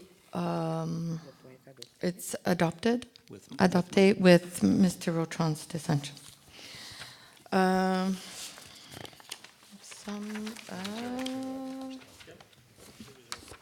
OK. 30.03. Autoriser une dépense totalisant 225 $ à 2 organismes pour l'achat d'espaces publicitaires et d'un billet. Je propose. J'appuie. Adopté. 40.01. Édicter une ordonnance exemptant le propriétaire de l'édifice du 5235 chemin de la Côte-des-Neiges de l'obligation de fournir 17 unités de stationnement, fonds de compensation de 59 500 $. Je propose. J'appuie. Adopté. 40.02.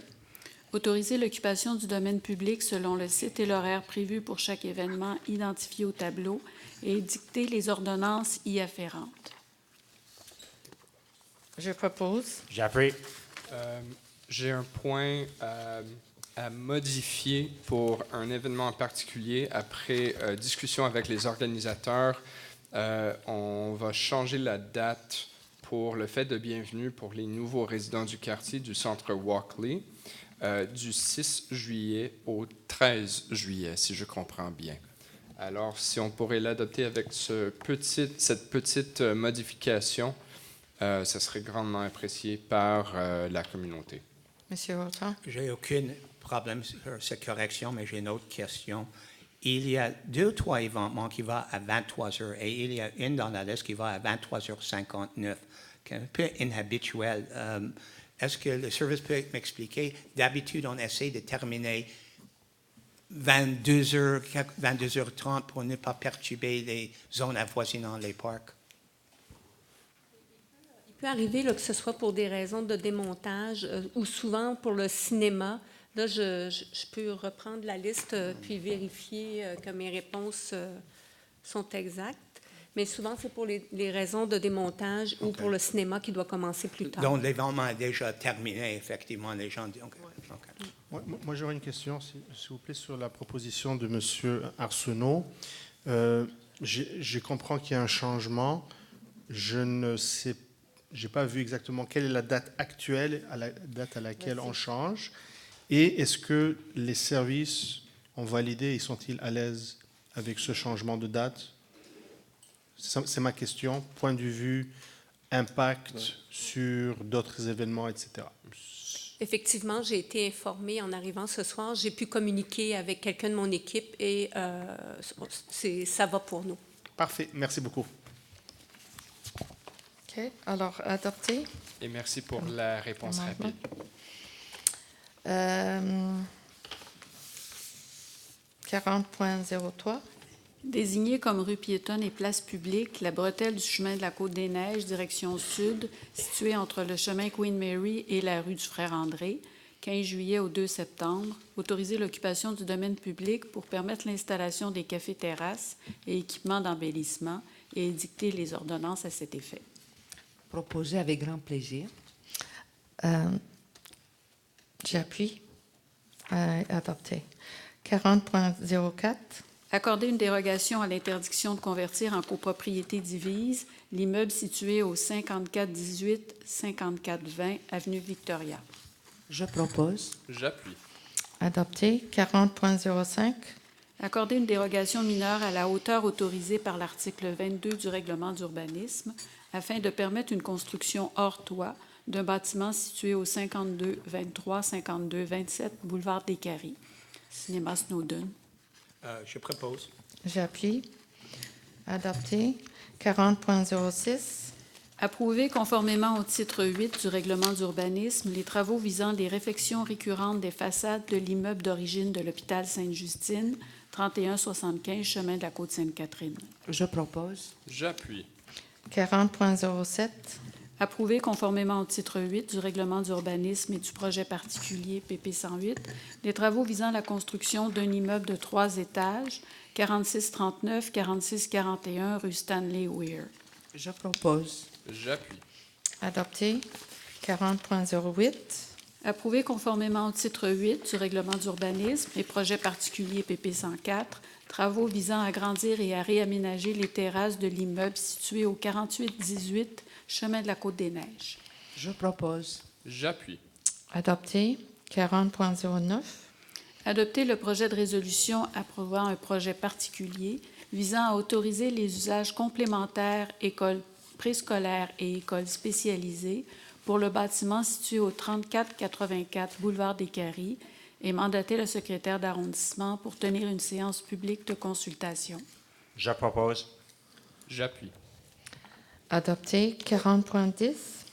Approuver conformément au titre 8 du règlement et du projet particulier PP 58 les travaux visant à aménager une aire de stationnement temporaire pour l'immeuble situé au 5770 chemin de la Côte-des-Neiges. Je propose. J'appuie. Adopté. 40.11.